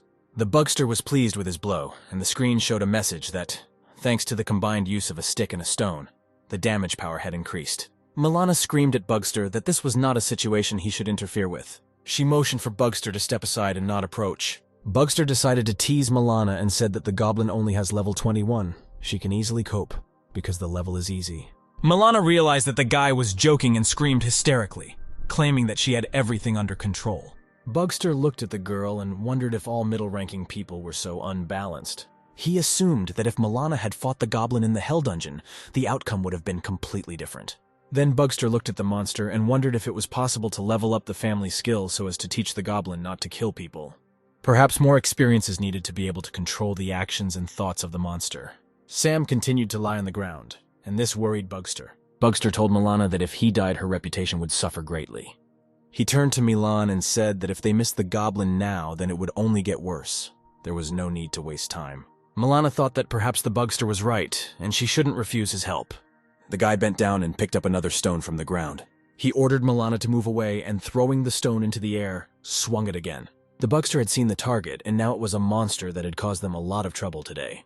The stone flew a millimeter from the goblin's cheek. The monster realized that Bugster and Milana would now start attacking together and decided to run away in order to later use another opportunity. But Milana caught up with the goblin and was already raising her hand to strike. On the other hand, the Bugster was already rapidly flying towards the monster. It was necessary to end this in order to protect the rest of the quest participants. The monster somehow managed to fight off the double attack. The Bugster entered into close combat and tried to stab the goblin in the stomach, but he immediately put up his sword, preventing the guy from piercing himself. The monster was struggling to contain the Bugster.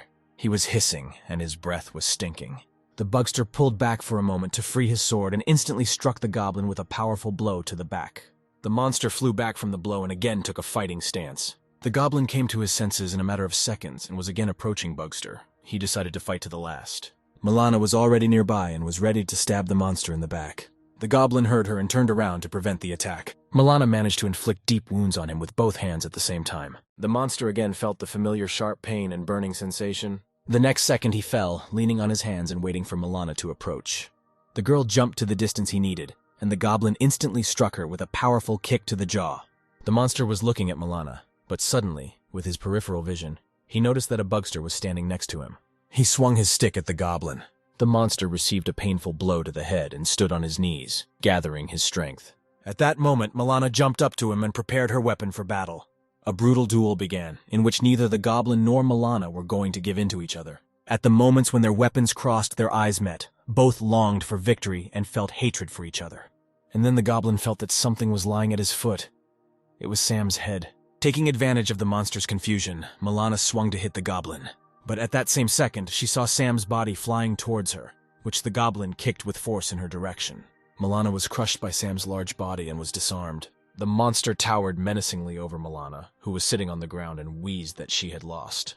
The Bugster, using the family skill, mentally instructed the goblin to stop and disappear. The monster was angry, but obeyed the Bugster and laid down his weapon.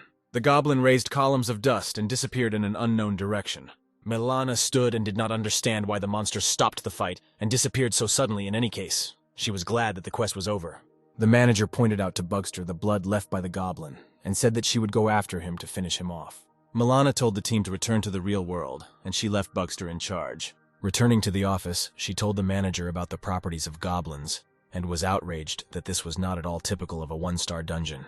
The specialist told her that there were no signs in the dungeon indicating an increase in the difficulty level of the dungeon. He insisted that none of the rankers who were there at the same time reported anything like this, and there was nothing he could do to help her. Milana went outside and, sitting on a bench, could not understand what had happened to the dungeon. The only reassurance was that no one from the group was hurt, with the exception of Sam, who received the most. Suddenly Bugster approached. He accidentally scared her with his appearance. He asked if Milana managed to catch that same goblin, and suddenly Milana handed Bugster the same red hat that the leader was wearing. She said that she regretted that she had not seen his face. Milana added that by the time she arrived, someone had already severely mutilated the goblin. Perhaps other monsters had done this. Sensing his blood, she added that this is serious evidence that proves that the dungeon does not correspond to the level, and that the investigation will need to be continued. Then she extended her hand to Bugster and thanked him for his help, because thanks to him, the participants remained alive. Bugster asked if she thought he could win a 2-star dungeon. Milana said that with his abilities and amazing skills, he could easily clear a 3-star dungeon. The manager said that he looked like a ranker who had taken a break and was now back in the dungeons, then asked if he was in any clan. Bugster asked if she wanted to recruit him. It seemed strange to Milana that with such abilities, Bugster decided to forgive a 1-star dungeon, and even with a mentor, and he acted as if he always fought only alone and not in a team. Then she handed Bugster a business card and invited him to visit their great unknown clan. Milana said that by being a member of their clan, he would have the opportunity to visit higher-level dungeons and would receive good support from the clan. Bugster refused and said that he was already doing well without recruitment, and besides, he had no desire to share the spoils with anyone. Milana looked after him and was perplexed. Bugster refused the lucrative offer. Something was wrong with him. A specialist was already running along the corridor of the institute. He had very important information for management. He rushed to the director of the university and said that he had brought the results of an examination of one of the rankers after undergoing mass testing. A paper coffee cup immediately flew at the manager. The director raised her hand and shouted that she asked not to bother her about the ratings, unless it was a 5-star dungeon. The manager replied that the information was much more serious than she thought. She carefully examined the result of that test as Bugster squeezed the ball and brought out their equipment several times. His results were not suitable for any of the highest levels of the dungeon. The director said that if it was a 5-star dungeon, she would say that it was all great. If it was a 6-star, then she would scream. If this was a 7-star dungeon, she would have advised him to remain silent and asked him to reconsider the results. The next second, another employee ran into the office and showed the results of one of the rankers conducted in the User-Ability Management Center. The specialist said that he tested this guy 3 times, and the results were the same. There were already 2 documents about the same person on the director's desk. A third worker burst into the office and said that he had an urgent letter from the Great Unknown Clan about some very powerful ranker. The director was shocked. She demanded to be told the man's name and heard that his name was Bugster. The director suddenly jumped up in order to urgently find out everything about this guy and keep the information in the strictest confidence. When she was left alone in the office, she took another look at the ranker's personal file and said, "Bugster, Bugster, who are you?" When Bugster reached level 20, the limit was reached. Now he was wondering if he could increase his rank. To do this, he agreed to undergo more accurate examinations. They could well be carried out by Judy in her laboratory, who said that the Ability Bureau has a simple budget test that does not accurately determine rank. Judy prepared a special syringe and began her work. She took Bugster's blood and said that should be enough to get a more accurate result. Judy was a graduate student and had not yet defended her doctorate, but she was already working in a laboratory studying the influence of mana on human superpowers. After some time, the results of the examination were ready, and Judy explained that if Bugster was constantly exposed to the influence of mana, then he could increase his rating.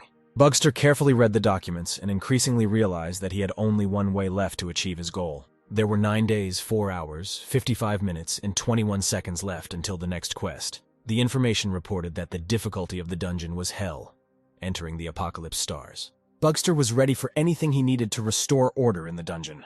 He intended to hold out in Hell as long as possible, and make every effort to ensure that everything worked out for him. He tested all his skills for their effect and was ready to use them. To begin with, he tried to combine the items in his inventory. He created the legendary Bloody Blade.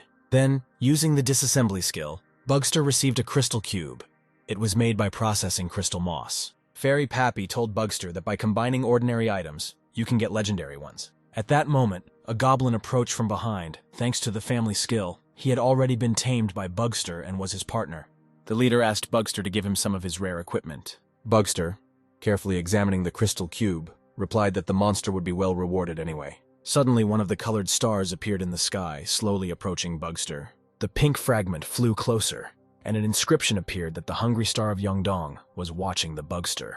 9 days later, he created the legendary Hand of Aset item. The performance is average.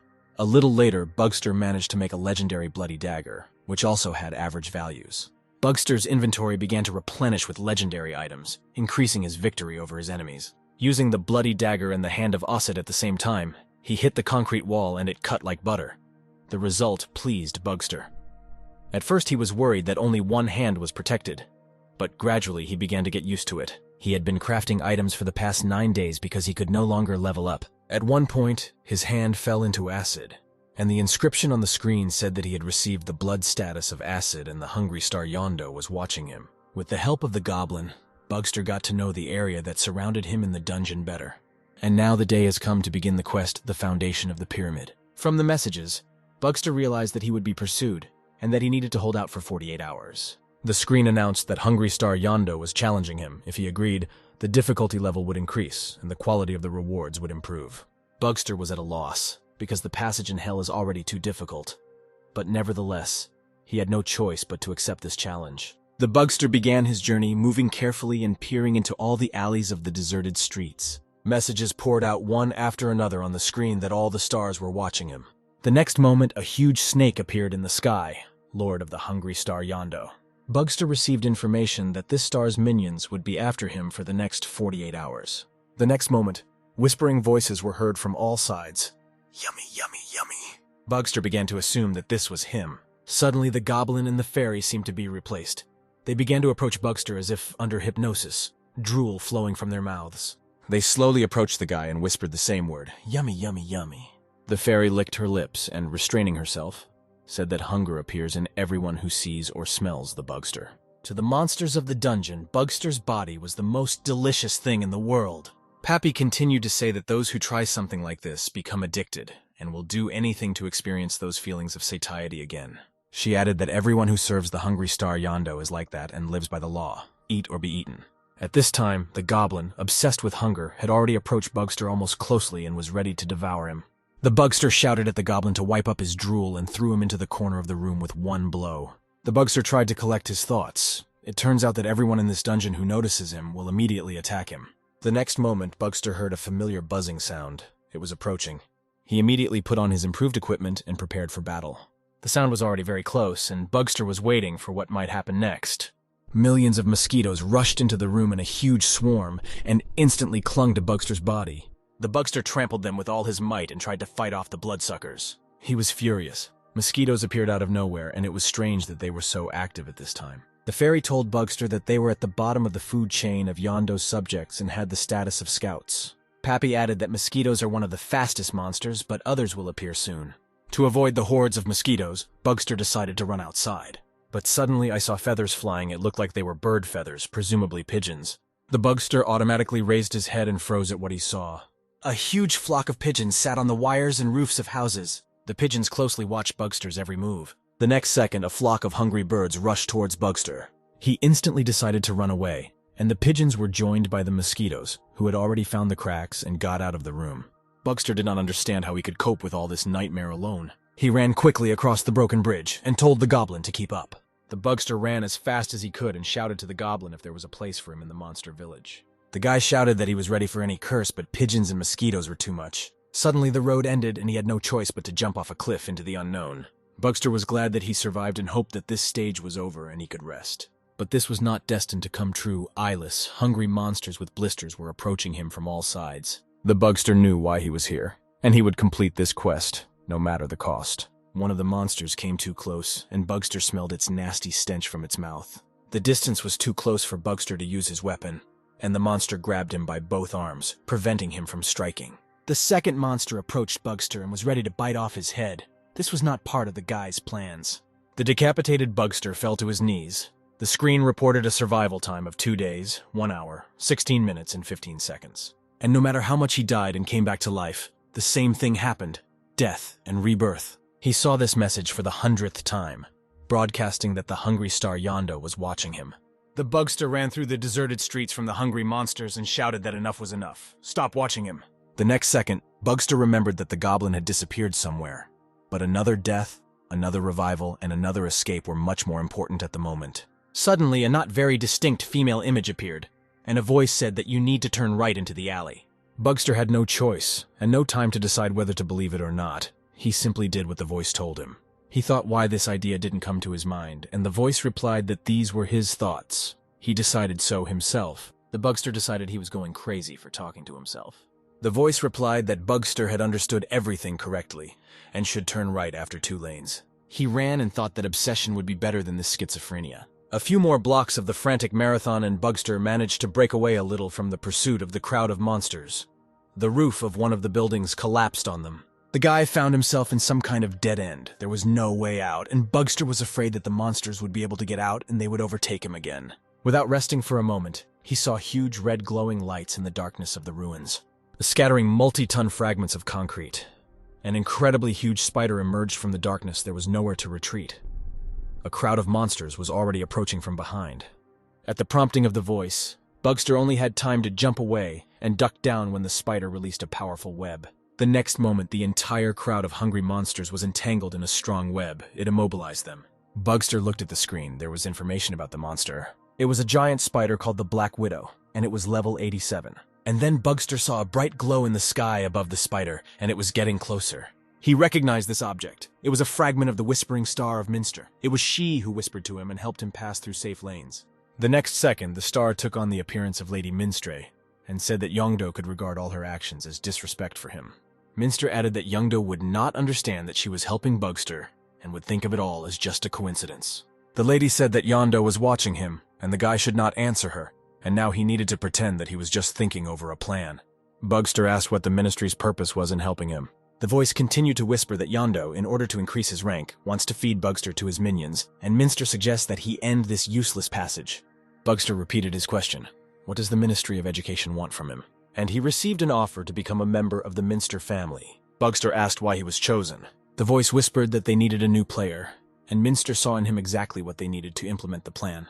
The Bugster replied that he didn't quite understand the words, to which the voice replied that he would understand everything when he accepted her offer. Minster said that as soon as Bugster finds out the true attitude of other stars towards him, he will want to become a member of her family. The voice whispered that she was much better than other stars and she would take care of Bugster. In addition, Minster argued that it was much easier to serve her than other stars. Not much was required of him. She promised power and wealth if he would love her, adore her, and become her lover.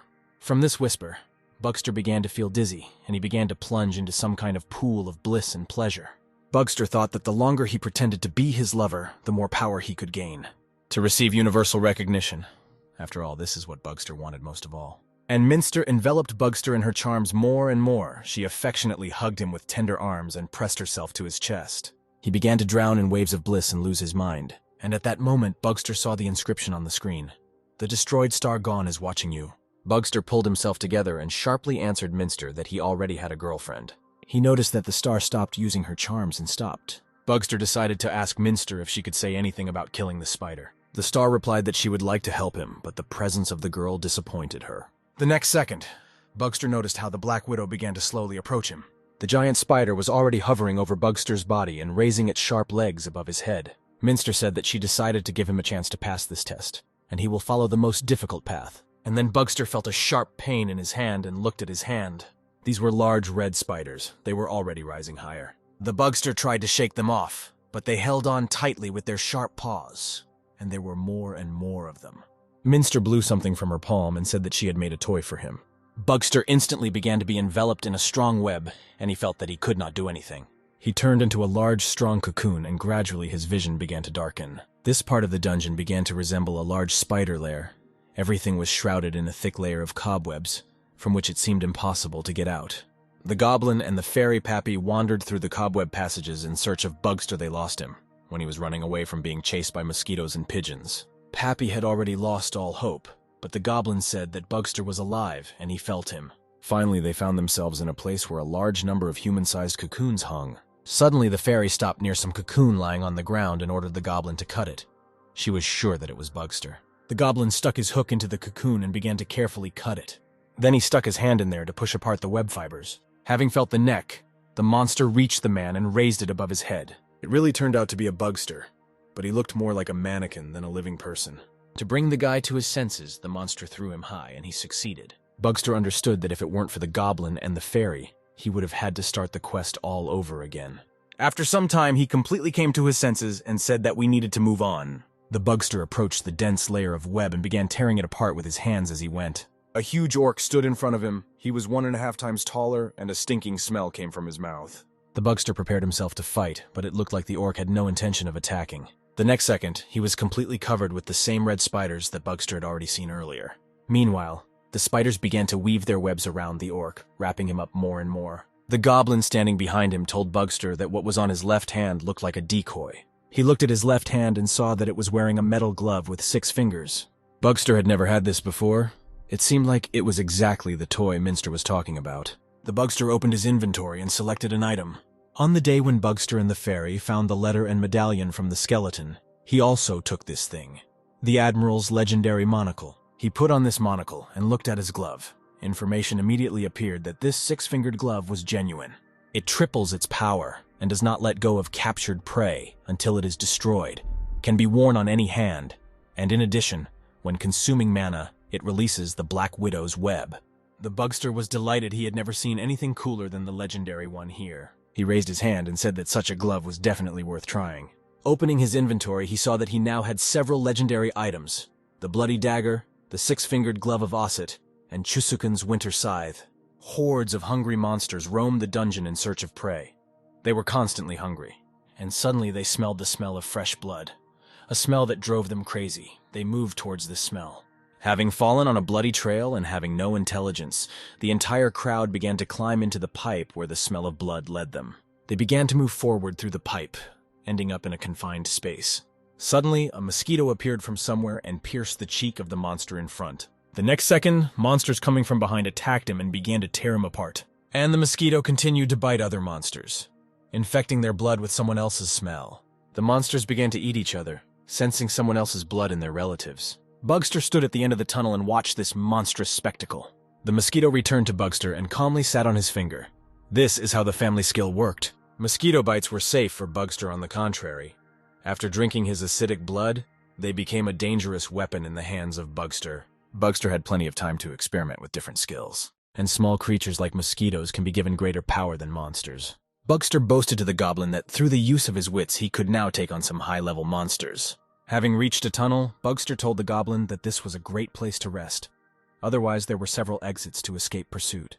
Continuing to feed the mosquitoes, Bugster said that if everything went as well, he could easily survive for 48 hours. Suddenly, Bugster fell and almost lost consciousness. He was completely exhausted. The goblin helped him sit up and said that Bugster had lost too much blood. He needed to find another way about the mosquitoes. Suddenly, Bugster heard some noise. Someone was approaching them, cutting the web. He told the goblin that it looked like a trap and told him to stay away. Many green lights appeared in the darkness of the tunnel, and they were approaching.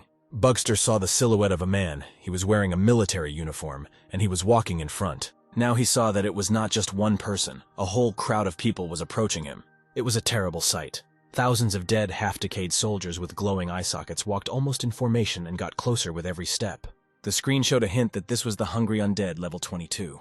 The Bugster gripped the hilt of the dagger tightly, and in his other hand he prepared the web coming out of the glove. He dealt a powerful blow to the monster's skull with a dagger, which had the property of introducing the owner's blood into the enemy's body. The next second, hungry zombies, sensing someone else's blood in him, rushed at him and began to devour his flesh. In one leap, Bugster found himself near the iron staircase that led up. Suddenly his escape was noticed by the leader and shouted to the dead that he was running away. The Bugster quickly climbed up, and below, these dead creatures were already crawling towards the stairs. A little more, and the Bugster will reach the hatch, as long as it is not welded and screwed from the outside. He opened the hatch with one blow, and the cast iron gratings flew into the air. It was impossible to hesitate. He needed to get out as quickly as possible. The monsters could overtake him at any minute. The Bugster moved away from the open hatch and waited for the dead soldiers to appear. He noticed that his level and training were the same. In addition, he spoke. Bugster already heard the sounds of monsters climbing the stairs and thought, after all, they were once people. And then the first soldier appeared. He already had his weapon ready to immediately start shooting as soon as he got out. Before Bugster had time to think about it, he instantly received a bullet in the leg. He fell to one knee, bleeding from his leg. One of the dead shouted joyfully that he had hit Bugster in the leg, and the second ordered not to shoot anymore, so as not to waste bullets. Bugster sat on the ground and smiling said that he was very glad to see them. The next second, the sky in the dungeon turned bright red, and there was a suspiciously alarming silence. Suddenly, he heard the intermittent breathing and wheezing of monsters from behind. These were the same blind monsters who were deceived in the sewers. Bugster looked at the screen. There were 46 minutes and 40 seconds left until the end of the quest. He understood that there was not less than an hour left, but 100 chances to die. Bugster looked at the screen again. The inscription reported that his stamina had dropped below 10%. The army of the dead stood and waited for orders to attack. The monsters rushed at Bugster, smelling his scent and feeling hungry. An army of the dead was approaching him from the opposite side, and Bugster was trapped. He felt that there was a hopeless situation, and he urgently needed to come up with something. The Bugster quickly took out the crystal cube from his inventory, and, having bitten through it, swallowed a piece of crystal. Monsters were approaching from all sides, and the distance to Bugster was rapidly decreasing. The next second, the crystal stone began to act, and mana was restored to its maximum level. Bugster saw how the dead soldiers made huge leaps, and without noticing the boys, rushed to meet the eyeless monsters. He stood in the flow of a running, hungry crowd and was imperturbable. The dead attacked the monsters furiously and began to tear them apart, tearing out pieces of flesh. At one time, Bugster realized that thanks to the mosquitoes that carried his blood, The smell became much stronger than the gusts of wind. Therefore, he gave priority to those who had less food, and now the real massacre began. Watching all this madness, Bugster realized that humanity was on the verge of destruction. The terrible sight once again confirmed that this was real hell. Suddenly, Bugster saw that a certain group of dead men did not obey Bugster's authority and were ready to shoot on command. He panicked. Was it really a matter of distance, and they were too far away for its influence? Meanwhile, the soldiers were waiting for the command to fire, and then a piercing cry was heard from the main dead man he ordered to shoot. But a second before the scream, a bright glow appeared in the sky and was rapidly approaching. In the next moment, the soldiers' heads were simultaneously cut off like a blade. It was a goblin. He appeared just in time. He looked at Bugster and said there was no need to thank him. The goblin sharply raised his hand back to take out a powerful weapon that could cope with an army of monsters. This was the Winter Scythe, with which you can track enemies around, and when killing, apply freezing to all enemies on the battlefield. The goblin told Bugster to leave this battle to him. The Bugster stood in the center of the battlefield, with the severed heads of the dead flying around. The goblin wielded his scythe left and right, sparing no one. At one point, he looked at Bugster, smiled at him, and told him that he would thank him later. The leader stood and angrily yelled that he was just a goblin and a pathetic little man. He pulled out a machine gun, shouted for them to die, and pulled the trigger. But the goblin's winter scythe did its job. The dead man's barrel instantly became covered with ice and froze the bullet in the barrel. With one precise movement, the goblin flew up to the leader and cut off his hand. The machine gun flew to the side. The dead stood aside and watched as the goblin finished off their leader and did not dare to intervene for fear of getting the same thing. Bugster stood aside and thought, if such a situation had happened before, the goblin would have been angry if Bugster wanted to help him. But the goblin was surprisingly good at receiving Bugster's weapon. And suddenly, one of the eyeless monsters made a giant leap over the Bugster and prepared to deal him a crushing blow from above. The guy miraculously managed to dodge the monster and was safe. If Bugster had reacted a little slower, he would have been crushed into a cake by now. Looking around, it seemed to him that there were many more monsters than at the beginning of the battle. The Bugster felt that he was sorely lacking in mana to keep everything under control. Somewhere in the distance, a monotonous hum was heard, and the monsters raised their heads to the sky. They saw a huge red and black blob that was rapidly approaching them. These were Bugster's assistants, mosquitoes, nocturnal creatures that woke up when they smelled their master. And with the onset of night, their number increases wildly compared to the day. Bugster touched the screen and said it was time to look at the web effect. The next moment, Bugster was completely covered in a thick layer of web like a large robe, which completely hid his body parts. He stood in the center, and a huge cloud of mosquitoes hovered around him, biting the monsters and keeping them away from the Bugster. The eyeless creatures were completely disoriented. The dead also began to get lost in space, fighting off mosquitoes. Bugster looked around. He had lost the goblin, but in any case, he was now in a winning situation. He hoped that he would have enough time to survive, because his goal was not to kill, but to survive for 48 hours. And suddenly, one of the dead men lying on the ground turned around and, biting Bugster in the leg, tore out a piece of his flesh. The Bugster got angry and crushed his head with his foot. He looked at his leg and didn't understand how this could happen, but he was extremely attentive. Bugster read the inscription that the hungry star Yonglan was watching him and understood that this was fatal. Using the family skill, he summoned mosquitoes to him. They instantly clung to his body, and Bugster understood that he had no other choice. The mosquitoes began to drink the host's blood, simultaneously infecting him with the blood of monsters. The Bugster began to lose strength and, raising his head to the sky, let out a loud battle cry. The mosquitoes again rushed towards the monsters. Their goal was to save their owner. Bugster felt rapid changes taking place in his body. He could no longer stand on his feet. With the last of his strength, he flew up to the eyeless monster and forcefully bit off his hand. The monster's blood entered his body, and the mutation process went even faster. The Bugster no longer looked like a human. He looked much scarier than all the monsters.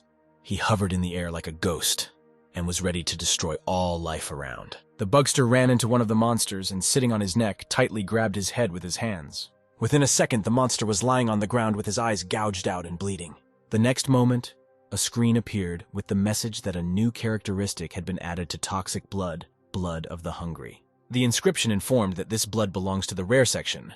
The characteristics are medium toxicity, low infection, low acidity. The blood of the hungry improves physical abilities by 30%. Drinking the blood of the hungry, when all his blood is used up, the effect will disappear. But this blood was dangerous because, if eaten on an empty stomach, the body would begin to devour itself and the carrier of such blood would die.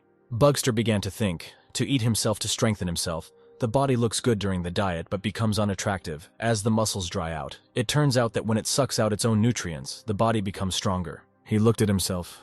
There was too little blood in him, so he had to start with the flesh. The bugster felt himself sick with hunger. Suddenly, he saw a hungry dead man rushing towards him. The bugster crushed his face with one blow and felt his strength restored. Inscriptions began to flash on the screen again that all the stars were watching him. Bugster said that he understood everything. Yongdon hurt people and looked down on them, imagining himself to be God. He makes them slowly die and kneel. With these words, Bugster immediately ascended into the sky and took out his bloody dagger. And the next second he was already rapidly flying down into a crowd of angry, hungry monsters. The bugster began to slaughter everyone, cutting their stomachs and cutting off their limbs. Suddenly his strength left him and Bugster collapsed to the ground. He saw an eyeless monster already flying at him from above, but he did not have the strength to fight. The monster pressed Bugster's head into the ground with all his might, and the rest of the hungry monsters had already surrounded his body, lying helplessly on the ground. The last thing Bugster saw was the open mouths above him, their drool dripping directly onto his face, and their teeth were getting closer and closer. The bugster was crushed by a bunch of monsters and there was no way to get out. He screamed in hellish pain and felt like monsters were devouring his body. Gathering his last strength, Bugster opened his mouth wide, showing his sharp teeth. He bit down hard on one of the monsters and tore off some of the flesh. A second later, Bugster was already towering over a mountain of hungry monsters and shouting that he would devour everyone and leave no one alive. All wounded and bitten, with blood on his lips, he stood and shouted at the monsters to come over. His body was filled with strength, and he was already cutting monsters with his bloody dagger. With his six-fingered glove, Bugster grabbed one of the monsters by the face and crushed it like a watermelon. Blood and entrails dripped from his hand, and his face was a mask of rage. Killing one by one, Bugster destroyed the monsters in one go. The last monster left alive was the leader of the dead, and he said that Bugster should not have come here. He still couldn't believe that his entire team was destroyed by the most delicious one. The bugster looked at the leader and decided that he needed to end this already. The monster lay on the ground without legs and asked Bugster not to come near him. He immediately grabbed a weapon lying nearby and pointed the barrel at Bugster. But the machine gun did not fire. Its barrel was frozen by the winter scythe. Then the dead man tried to defend himself with the monster's severed hand. He asked Bugster to get out of here and leave him alone. The next second, the bugster tore off the dead man's hand and threw it to the side. Another moment and the bugster's fangs were already flashing in front of the dead man's face. Without hesitation, the bugster sank his teeth into the dead man's nose and tore off half of his face. The quest was completed. The bugster continued to tear the dead man apart, and the inscriptions flashed on the screen. The quest foundation of the pyramid is completed. 1 golden chest was received. The chest was replaced with a gift from Yondo, 28 days until the next quest. The last message was that the starvation curse had been lifted. Gradually, the bugster began to come to his senses. He lay there, looked at the sky, and for some reason felt very hungry. And this feeling did not go away, but on the contrary, it grew with every second. And suddenly, Bugster heard the sound of some kind of bugle, which was getting closer and closer. He got up, sat down, and saw some kind of ceremony with flags moving in his direction. When this whole procession reached Bugster, he saw people wearing masks and looking like some kind of tribe. The other part of the group was dressed in long suits and hats on their heads, their faces covered with black cloth. A man was sitting at the top and was holding some object in his teeth. He controlled a huge and slippery monster, which moved slowly and pulled some kind of cart behind it. All of them were the strongest creatures, whose power could not be compared with either zombies or goblins. This entire structure moved thanks to the efforts of the shackled monsters. A tent was erected at the very top, and when the whole procession stopped, Bugster saw a man there. He came out of the tent, approached Bugster, and said that he was enjoying the wrong food in the wrong place. As the screen suggested, it was Zavaro, a demon of satiety and laziness, level 118. The demon leaned over and said that he knew Bugster, and there was no need for him to introduce himself. Zavaro leaned even closer to Bugster, and he felt that the monster could see right through him. They sat among the scattered corpses of monsters, and the demon asked how Bugster managed to reach such a level, because the hungry star Yongdon was not interested in that at all. The demon thought that all people had died out, but it turned out that Bugster was the only one who embroidered here. Zavaro said that when the lights went out, he thought there was not a single living person left, and now he is glad to see them. Then the demon looked around, and seeing the torn bodies, asked why Bugster was wallowing in this mud, and noticed Bugster's severed leg. The next minute, Zavaro bent down and began to collect pieces of corpses into one large lump. Having collected enough, he handed the piece to Bugster's leg. He placed it on the bleeding wound and pressed it tightly. Bugster felt a strange warmth. Bugster's leg instantly recovered. There was not a scratch on it. Zavaro said that Bugster could now walk. The demon stood up, asked if Bugster would like to try more refined cuisine, and ordered him to follow him. Bugster replied that perhaps Zavaro had authority with Yondo, and he was refusing a tour of the restaurant. Zavaro laughed, saying that Bugster made him laugh about the excursion and the guy got it all wrong. He called Bugster a boy and added that the lowest primal desire is appetite. Zavaro said that Yondo's hunger is endless, and one should enjoy power, sexuality, discipline, and capital. The demon said that when he was still a man, he did not get what he wanted, but was too moral and stupid. All his abilities and efforts eventually turned into anger that he could no longer bear. Zavaro argued that the Bugster must have these desires and anger. Zavaro wants a share of what the Bugster deserves. The demon said with confidence that Bugster must go ahead, capture as much as possible in the future if he wants to know how high he can rise. Zavaro proudly raised his head, and turning to Bugster, said that they are a snake that will swallow the whole world entirely. The snake is always on top, and they will take everything. The demon extended his hand to Bugster and told him that he should stand on one of these scales. The Bugster said that he had no choice but to agree, and in response extended his hand to the demon. The entire ceremonial procession silently watched what was happening and waited for further instructions from Zavaro. Before the demon could say that the guy had made a very wise decision, Bugster bit the demon's hand with force. Zavaro was furious, and he threw Bugster aside with force.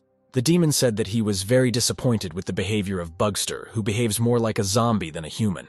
Bugster urgently needed to get up. He felt that he could not avoid another battle. The Bugster told Zavaro that in his eyes he might be a traitor and as tasteless as a zombie.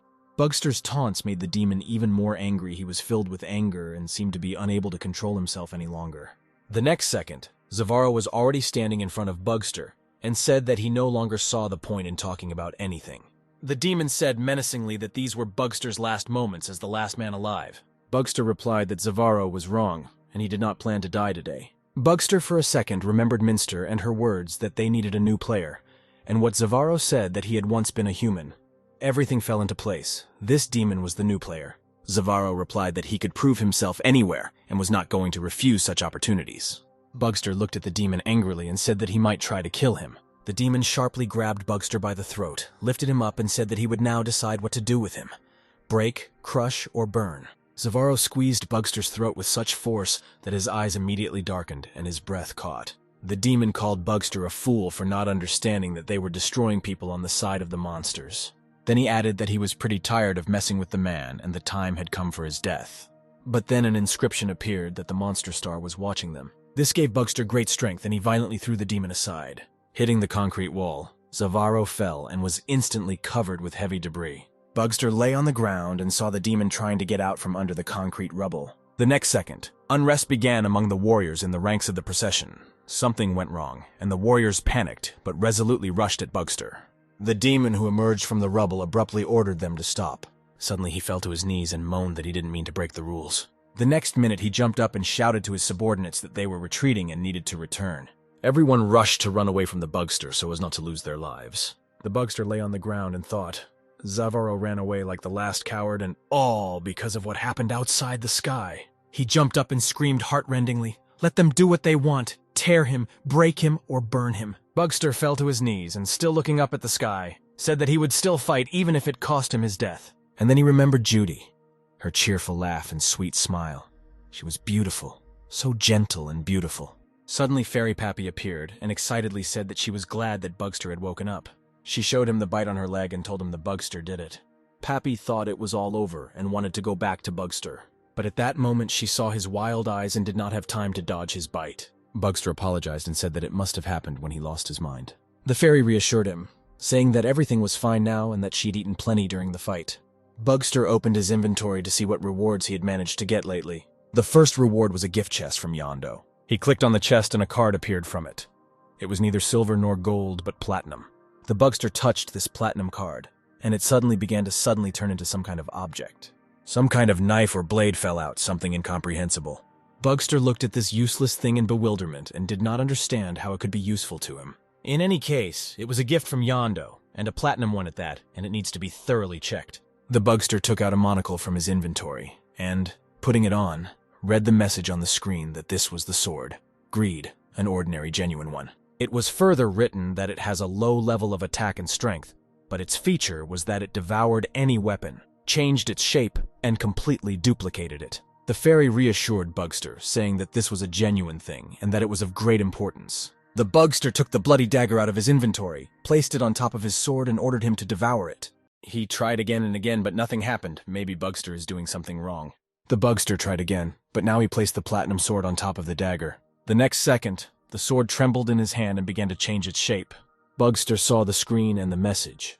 The absorbed weapon. Bloody dagger, sword greed, legendary, authentic. Indeed, the sword copied the material and functions of the bloody blade. It looked great. The screen reported that his attack, strength, and damage are heavy, and when struck it releases liquid, healing allies and damaging enemies.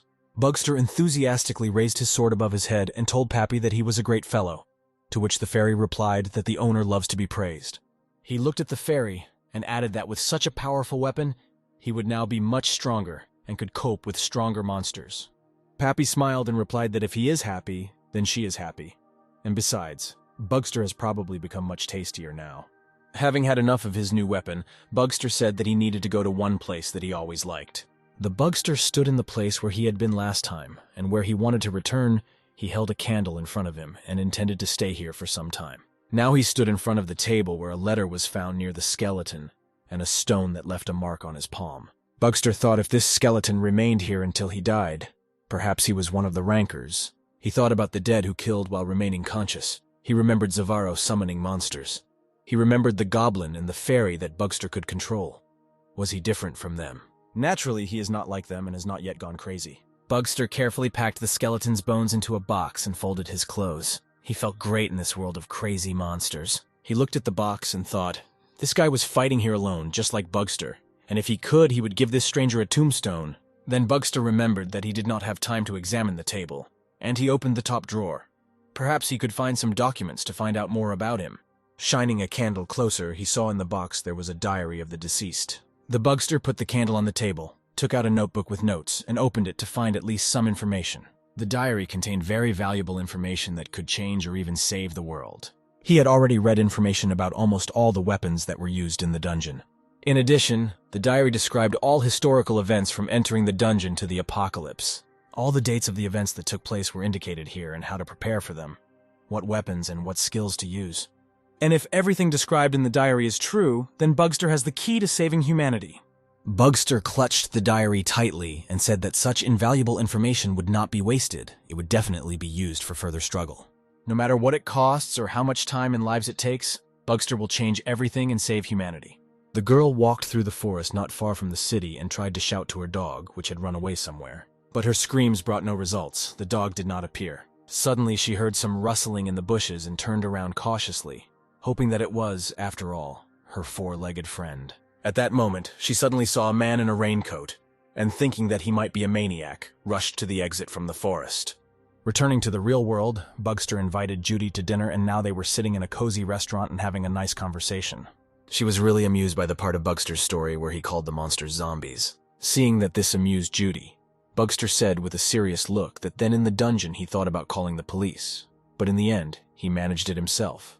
Judy remembered that Bugster once asked Judy to teach him how to spend large sums of money, and decided to talk about this topic. She said that nowadays it is not necessary to spend millions, but you can be simple and tasteful, and buying expensive cars is already too much. To this, Bugster replied that while living a dog's life, you need to try to live once as a state counselor. He then added that to compare the standard of living, you need to try both. Judy listened carefully when Bugster talked about how his desire for a beautiful life did not depend on the fact that he grew up an orphan, and if he had come from a full-fledged family, his intentions would not have changed.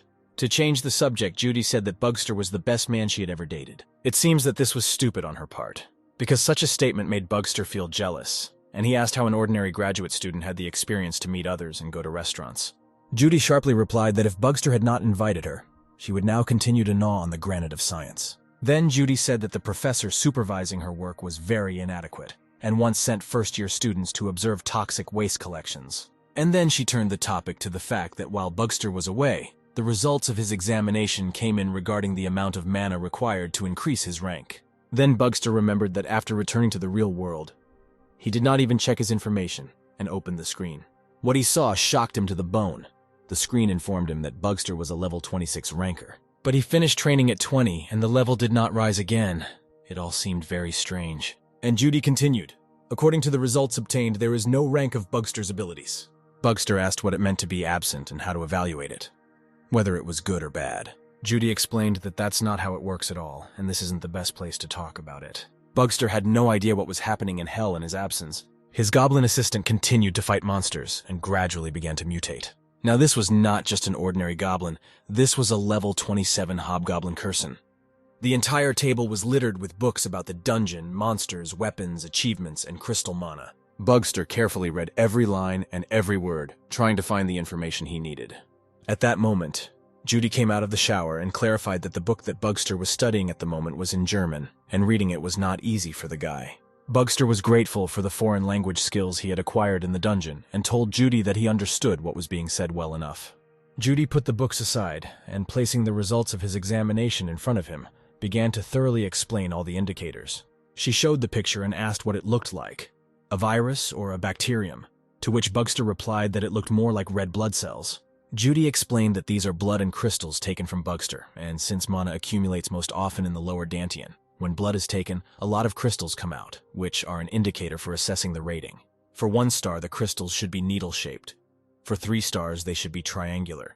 And the crystals that were taken from Bugster are round in shape. Judy explained that this form had never been seen among rankers before. There's only one explanation for who has such round crystal elements in their blood. At first she fell silent, then looked carefully at Bugster and said that only monsters could have this. Bugster looked at Judy in amazement and did not understand what it meant. A joke or a prank, but Judy's face remained serious. Seeing that this scared Bugster a little, Judy categorically stated that this in no way meant that he was a monster. It was just a similar trait. She added that the crystal is only the most visible part, but its very effect on the human body is enormous.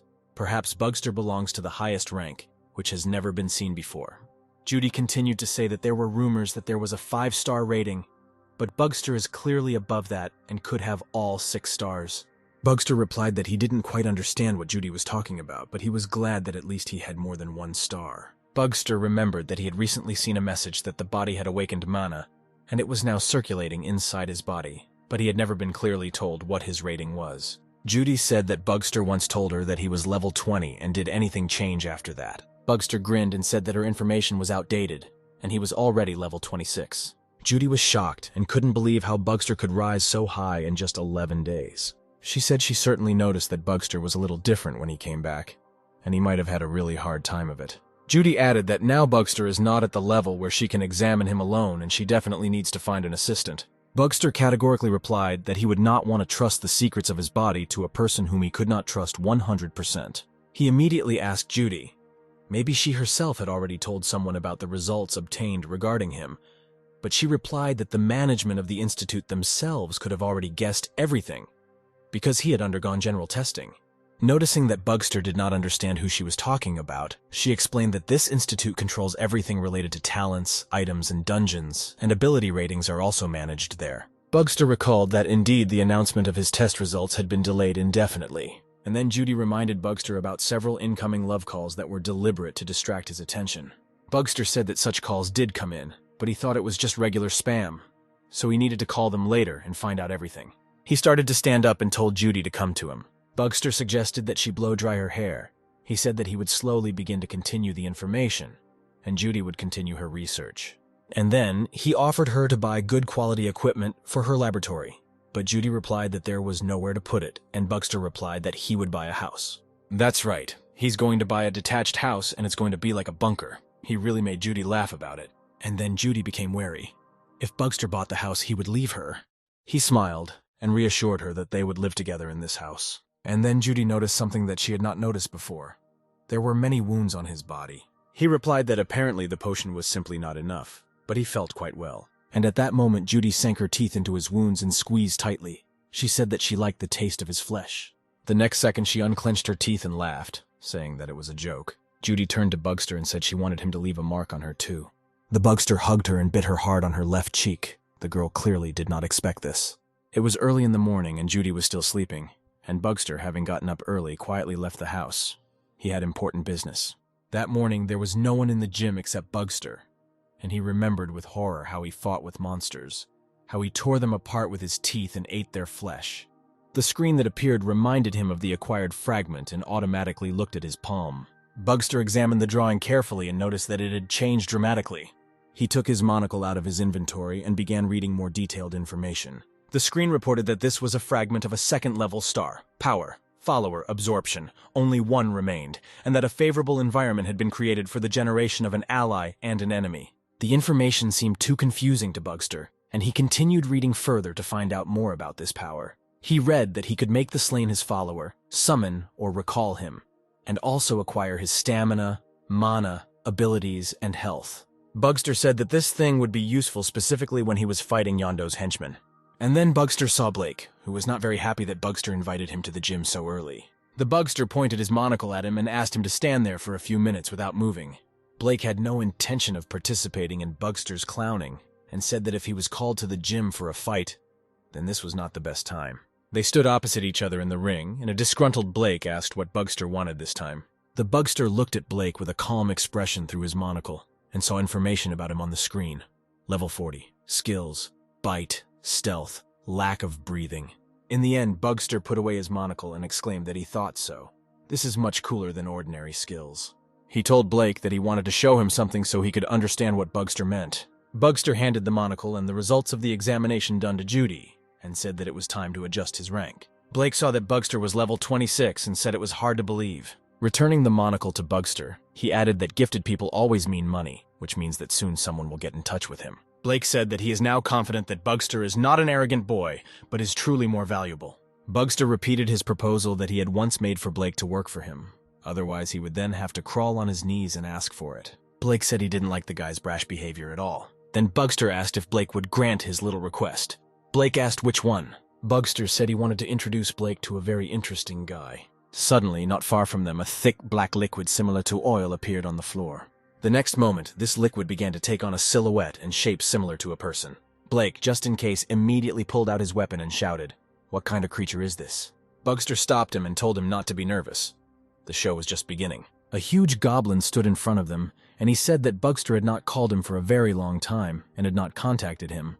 The goblin already thought that the boss had crossed the Rainbow Bridge. Blake was perplexed. The goblin called Bugster his boss. Bugster asked what happened to him and why he changed so much. The goblin replied that this was all, thanks to the winter scythe that Bugster gave him.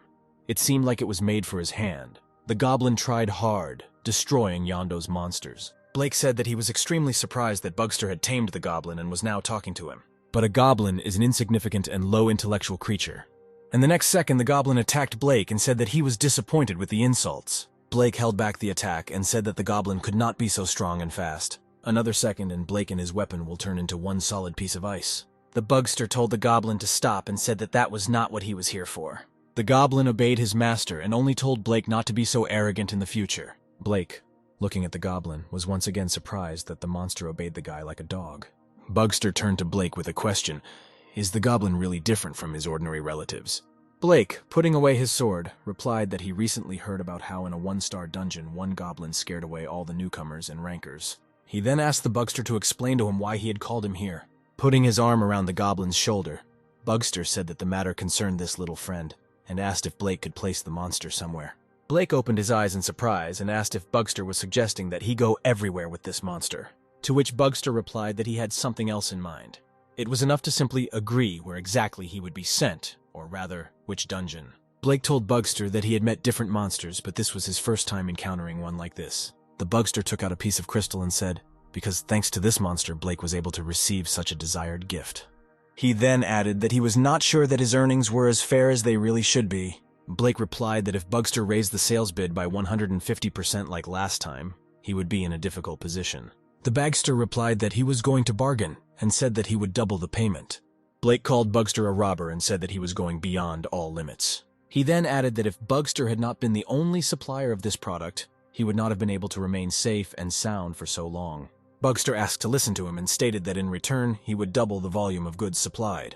Blake was surprised by this statement and thought that before, when he asked for an increase in the number of supplies, he could not even dream of such an offer. But still, it was useful, since what he had now was not enough. Bugster continued to say that he had heard that high-ranking hunters had everything they wanted, but money was not as valuable as it used to be. And there is only one reason why Blake needs crystal moss. It is the power to become even stronger. The Dead Man's Diary, which Bugster found in the dungeon.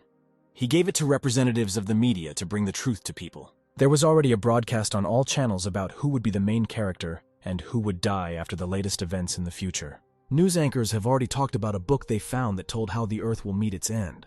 All screens displayed pages of a book indicating the time and place of the upcoming flood in the dungeon. The barrier will be broken within a few minutes, and the catastrophe will somehow be averted. News anchors reported that a corruption conspiracy between defense industry executives and hunters would later become known. All this will lead to general chaos and will deprive the country of the opportunity to prepare for subsequent disasters. You need to prepare for everything using your own methods before it all happens. Judy was in a great mood because, as Bugster had promised, they were going to see their new home. The realtor walked ahead and, talking all the way about the advantages of the purchase, said that they were almost there. He added that he hardly shows this house to anyone, but if clients want something special, then he has no choice but to show it off in all its glory. Approaching the house, the realtor said that it looked more like a bomb shelter, and that some paranoid person began to build it during the military dictatorship. Going inside, the realtor added that his son subsequently continued the construction of this house, and even later, when the dungeons began to open, the grandson completed the construction, confident that one day some monster would crawl out of the dungeon and destroy humanity. When Bugster asked what happened to the last owner, the realtor replied that several years ago he locked himself in a bunker, afraid of the outside world, and was killed near the bunker. As soon as he decided to go outside, the criminal was never found.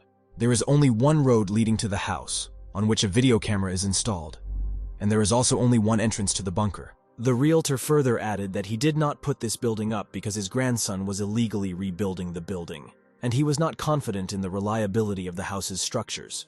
Hearing this story, Bugster thought that Judy would be against buying this house, having learned about the illegal buildings and the curse on the house. But she suddenly said that we need to install cameras around the perimeter, as well as recording devices in case a ghost appears or something like that. Bugster turned to the realtor and said the house had a bad history and a lot of problems, so he couldn't buy it at market price, but would pay cash. The realtor said that he needed to consult with the owner and stepped aside. A minute later, the realtor came back and said the owner wanted to talk to them in person. Bugster took the phone, and the first thing that surprised him was that a woman's voice called his name, but Bugster didn't identify himself to either her or the realtor. The woman introduced herself. It was Emma Sorger, director of the Institute for Research on Superpowers. She added that she was glad that someone was interested in their assets. She added that she just had one proposal and offered to meet. When Judy heard who the owner of this house was, she was panicked, but thought that the meeting would reveal everything. Bugster, Judy, and the realtor stood on the porch of the house and saw how within half an hour the director's car drove onto the territory of the house. She was not very young, but well-groomed and powerful woman in an expensive suit and driving an expensive car. Seeing Bugster, she immediately changed into a sweet and friendly person, saying that she was very glad to see him and that he was not the same as in the photo. Judy also said hello, trying to put on a friendly face, but she didn't quite succeed. Seeing Judy, Director Emma said that by still working in the laboratory, she was killing her talents. To which Judy replied that when she worked under her, every day in the laboratory was like heaven. Finally, the director said that she had difficulty getting here and that we could get straight to business. Turning to Bugster, Emma decided to clarify whether he really was not a member of any of the clans. Bugster replied that it was so. Her next words shocked Bugster. She said that she would not sell this house, but would give it to them for free. In addition, she would give him an annual salary, provide him with all kinds of benefits and insurance. In exchange for all this, Emma demanded that Bugster agree to work in her laboratory. He wanted to object that he didn't understand anything about research, to which the director replied that he only needed to take a few tests and provide blood for examinations. Bugster realized that they wanted to keep him at the institute as a guinea pig, but does he really look like a person who doesn't have enough money? The director clarified for Baxter that he would not be able to buy this house with money alone. This was her condition. Emma added that both she and Bugster himself were the type of people who valued their time, and she was willing to discuss her proposal in more detail. Bugster replied that he was not interested in cash payments, so he set his own condition. If he joins the clan, then this information must remain secret. He then explained that the content of the research should not be transferred to third parties. The information should be owned only by himself and the Institute. Director Emma, without hesitation for a second, said that she agreed to his conditions, and if anything was needed, she was at his service. Bugster was a little surprised by such a quick agreement since she was required to report on the results of her research. Emma thought to herself that she would definitely keep everything a secret, because she knew something about this guy and his body. On this cloudy day, there was a heavy downpour in the dungeon. The sneakers were already wet through. It was necessary to wear more practical shoes. The hunter, wet to the skin, made his way through the dungeon and with difficulty dragged a huge heavy bag behind him. At that moment, a man with a machine gun called out to him and asked who he was, where he was going, and for what purpose he came to the dungeon. The guy showed his ID and said that the return of the team that set off on the expedition a week ago was delayed. If the team does not return within 6 days, then, according to the agreement, he needs to deliver supplies to the dungeon. The hunter showed some other document and said that he would just deliver the things and immediately return back to the real world. The soldiers checked the list for the presence of a team, and indeed, today was already the 7th day of their stay in the dungeon. One of the soldiers replied that he needed to check the contents of the guy's bag, but the second, stopping him, said that there was no need to waste time and immediately send the guy inside so that he could urgently deliver supplies for the group. He shouted to the hunter that recently there had been quite a few changes in the dungeon, and the guy could immediately meet ferocious monsters. The guy thanked him for the advice and replied that he would try to be careful. Finally, he reached a glowing portal that led him to the Choldu dungeon. Having overcome the portal, the hunter listened. He saw caves in front of him, and making sure that everything was quiet and there was no danger, he headed forward. Having reached the right place, the hunter suddenly saw a huge goblin, who told him that he had arrived on time. Dripping with cold sweat from fear of the monster, the guy put the equipment in front of the goblin and clarified that his mission was over. The hunter saw a talking goblin for the first time, and in general could not understand what Mr. Blake was up to by sending him here. He tore up the document and thought that having completed this work, he no longer owed Blake anything. The goblin was amused by the cowardice of the guy who saw the talking monster and immediately ran away from the dungeon. The monster remembered Blake's words, who said that ordinary hunters usually need at least a week to clear a dungeon. The goblin took out the winter scythe and said that, unlike these pathetic people, he would do everything in 3 days. Judy screamed, grabbed the lighter and the poison canister and pointed it in front of her. Bugster ran out at her scream and anxiously asked what happened. There was a dead mosquito on the floor, and Judy said that she hit it, then decided to poison it, but it didn't die and she had to use fire. The Bugster replied that he was just experimenting on subduing a mosquito and ended up dying at the hands of Judy. Having calmed down a little, Judy asked what Bugster was so busy on the phone, to which the guy replied that he was buying shares. She looked carefully at Bugster and asked in surprise how he understood all this. Judy sat closer and looked at the phone screen. There were some tables and graphs. Having figured it out a little, Judy said that Bugster was carrying out strange operations, as if someone had told him that an atomic bomb would fall on the city. Bugster replied that if he had such information, he would have left the country long ago. Judy laughed and said, "Isn't it stupid to sell shares of companies that make big profits?" Although he knows better, she will root for him in any case.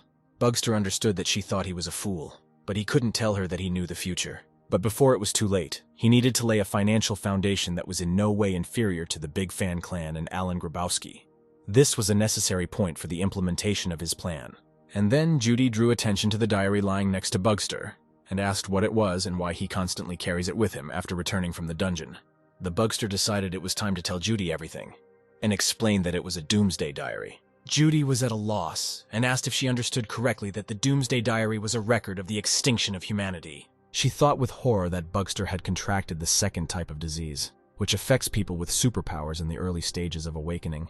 When Bugster responded that these were indeed notes about the future, Judy fell on the sofa and burst out laughing, not believing the guy. The next minute, a corresponding signal was heard on Bugster's phone, indicating that he had received some kind of message. The message said his package had arrived, the cornerstone of his magnificent debut. Judy laughed even more when she heard about some stone and a debut, and Bugster sat next to him and was offended that his friend did not believe him.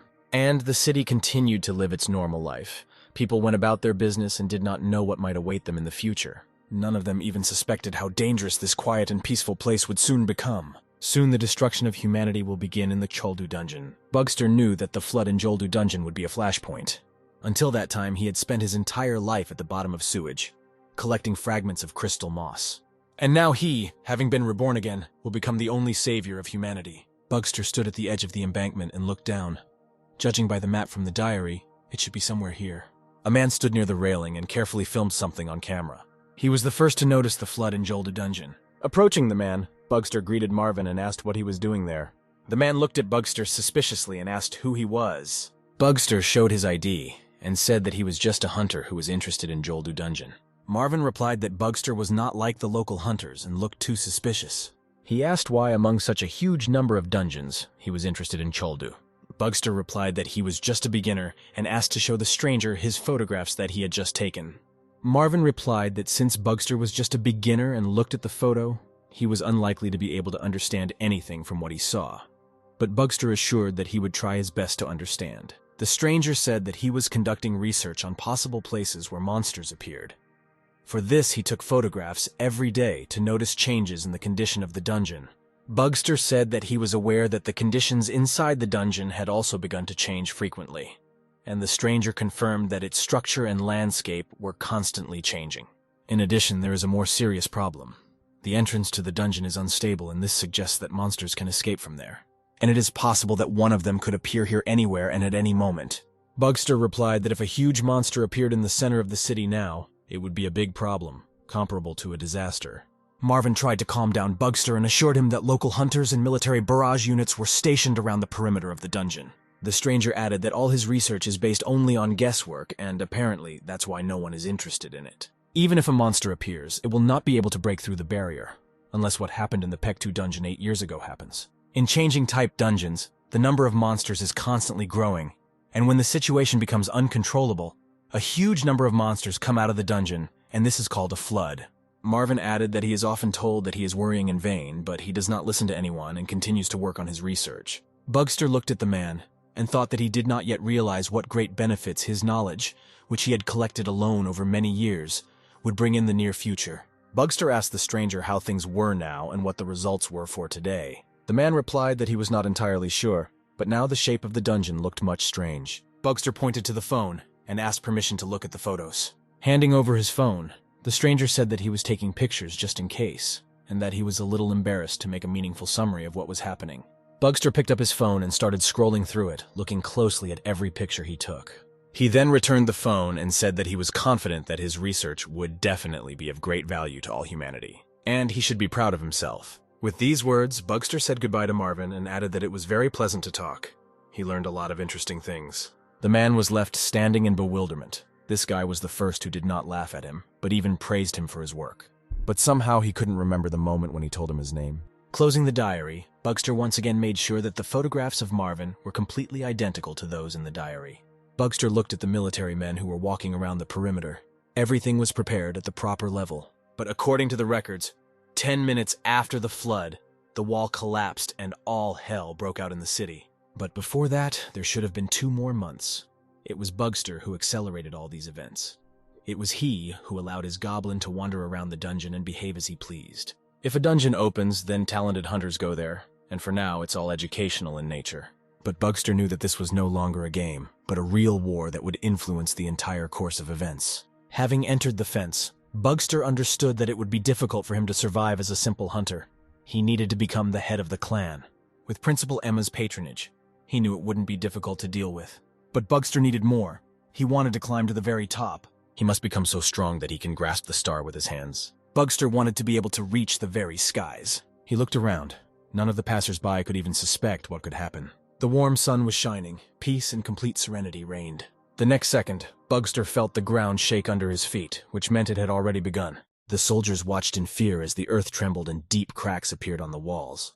The flood was coming. The goblin did his job perfectly. Instantly, the sky over the city darkened, and military helicopters appeared patrolling the area. Reporters immediately appeared and reported that there had been a monster breakthrough in the area of the Choldu dungeon, and there was continuous shooting behind the wall. The military was trying to hold their position, but the number of monsters was only increasing. It is necessary to declare an emergency, but the government and clans continue to shift responsibility for control of the dungeon onto each other. The commander-in-chief of the army ordered the situation to be reported. He was informed that the first line of defense had been broken through. The second line was holding the monsters on the approaches. But the number of monsters is so great that the second line will not last long. One of the assistants said that there was nowhere to delay, and it was urgent to make an official statement about the flood and have time to evacuate people from nearby areas. The commander-in-chief shouted that he was not going to take on such responsibility and cause panic among the residents of the city. To find out more accurate information, they tried to contact one of the commanders, who had not been in touch since he went to save the isolated hunters. The government turned out to be inaccessible, and it was necessary to make the further and correct decision independently. The commander was informed that the clans had sent their people to support and hold the defense line. The commander-in-chief understood that if the government shirked responsibility, it would fall entirely on his shoulders, and, in case of mistakes, all the blame would fall on him. The next minute, the commander was informed that the second line of defense had been broken, but hunters from other clans had arrived. The commander-in-chief gave them the order to immediately advance and go on the attack. Hordes of monsters were already climbing through the fences. These were rat men. They are more resistant to damage than goblins and orcs. The commander decided to stop them using the powerful roar skill. For some time, this roar deafened the rat men, and they fell from the fence to the ground. The hunters immediately rushed into the rat pile and began to finish them off. But the forces were unequal, and it was unlikely that the hunters would be able to hold off so many monsters. And suddenly the barrier wall began to crack and collapse. The military, the hunters, and the monsters all flew away in different directions, and the wall collapsed. Concrete blocks flew towards the soldiers and hunters, crushing some under their weight. The commander miraculously managed to dodge, and an assistant was already running towards him to provide assistance. He immediately ordered a report on how the situation was, but the assistant shouted that the commander should see it for himself. On top of the rubble stood a huge monster, like a dog or a wolf. It was he who broke through the wall with his powerful strength. It was the boss, Werewolf. He had the 28th level. The monster stood on its hind legs. It raised its head to the sky and let out a terrible threatening howl. Seeing him, the commander said that this was beyond their strength. The situation was such that there were no captains nearby who could engage in battle with the boss monster. Suddenly, someone put their hand on the commander's shoulder and he turned around. The captain thought it was the captain who had not been in touch and returned. Bugster replied that although he was not a captain, the commander could entrust this matter to him. The collapsed wall made it possible for the monsters to rush through the fence, and the ratmen began to quickly make their way through the rubble, led by the werewolf boss. Bugster fearlessly rushed into this crowd and shouted that a plan to save humanity was beginning. He began to furiously scatter the ratmen, inflicting fatal blows on them. The screen instantly showed information about these monsters. They were level 17 and could use swords. The Bugster shouted that even some basement rats had such a level, and thanks to them, he would now warm up a little. The next moment, 2 monsters flew at him simultaneously, holding sharp swords above their heads. Bugster instantly knocked down one of them with a kick. The second received a powerful blow to the jaw. The soldiers and hunters heard the crunch of broken bones and did not believe that one person could cope with such a crowd of ratmen. The Bugster did not understand why these monsters, having a high level, died from one blow. Behind the crowd of advancing monsters in the opening of the wall, he saw the boss, but first he had to deal with these rats. The Bugster extended his hand forward and used the domination skill. The ratmen began to instantly tear apart from the inside. Blood gushed from their eyes and mouth. The Bugster was in disbelief because he used domination and they just died. The surviving rats began to hiss, as if they were complaining to the boss, and he moved forward towards the Bugster. The commander shouted that the boss had started moving and ordered everyone to prepare to attack. Bugster said that the boss appeared very opportunely. He had already managed to warm up enough before the fight. The next second, the werewolf had already made a jump and was flying towards the Bugster. The commander shouted that this was not the level of monster to stay alive and told Bugster to dodge. And suddenly everything became quiet. Only columns of red dust hid what happened after the werewolf's jump. The next moment, the dust settled and everyone saw the werewolf lying on the ground, on whose chest stood the Bugster. But he was completely different. His eyes glowed with a bright light and red rays wrapped around his whole body. Suddenly, the werewolf jumped up and sharply threw his paw forward to strike. With one hand, the Bugster blocked the monster's paw, and with the other, he struck him in the stomach with a strong blow. From unbearable pain, the werewolf fell to his knees and let out a terrible wheeze. The Bugster kicked him away and the boss fell on his back, his paws spread wide. The Bugster leaned over him and told him not to dare die so quickly. The werewolf looked into Bugster's eyes and suddenly his muzzle took on a submissive look and he stuck out his tongue like a dog. The next minute, the monster was wagging his tail like a little puppy. The hunters began to talk to each other to find out who he was. One of them said that it was the first time he had seen a monster pacified in such a similar way.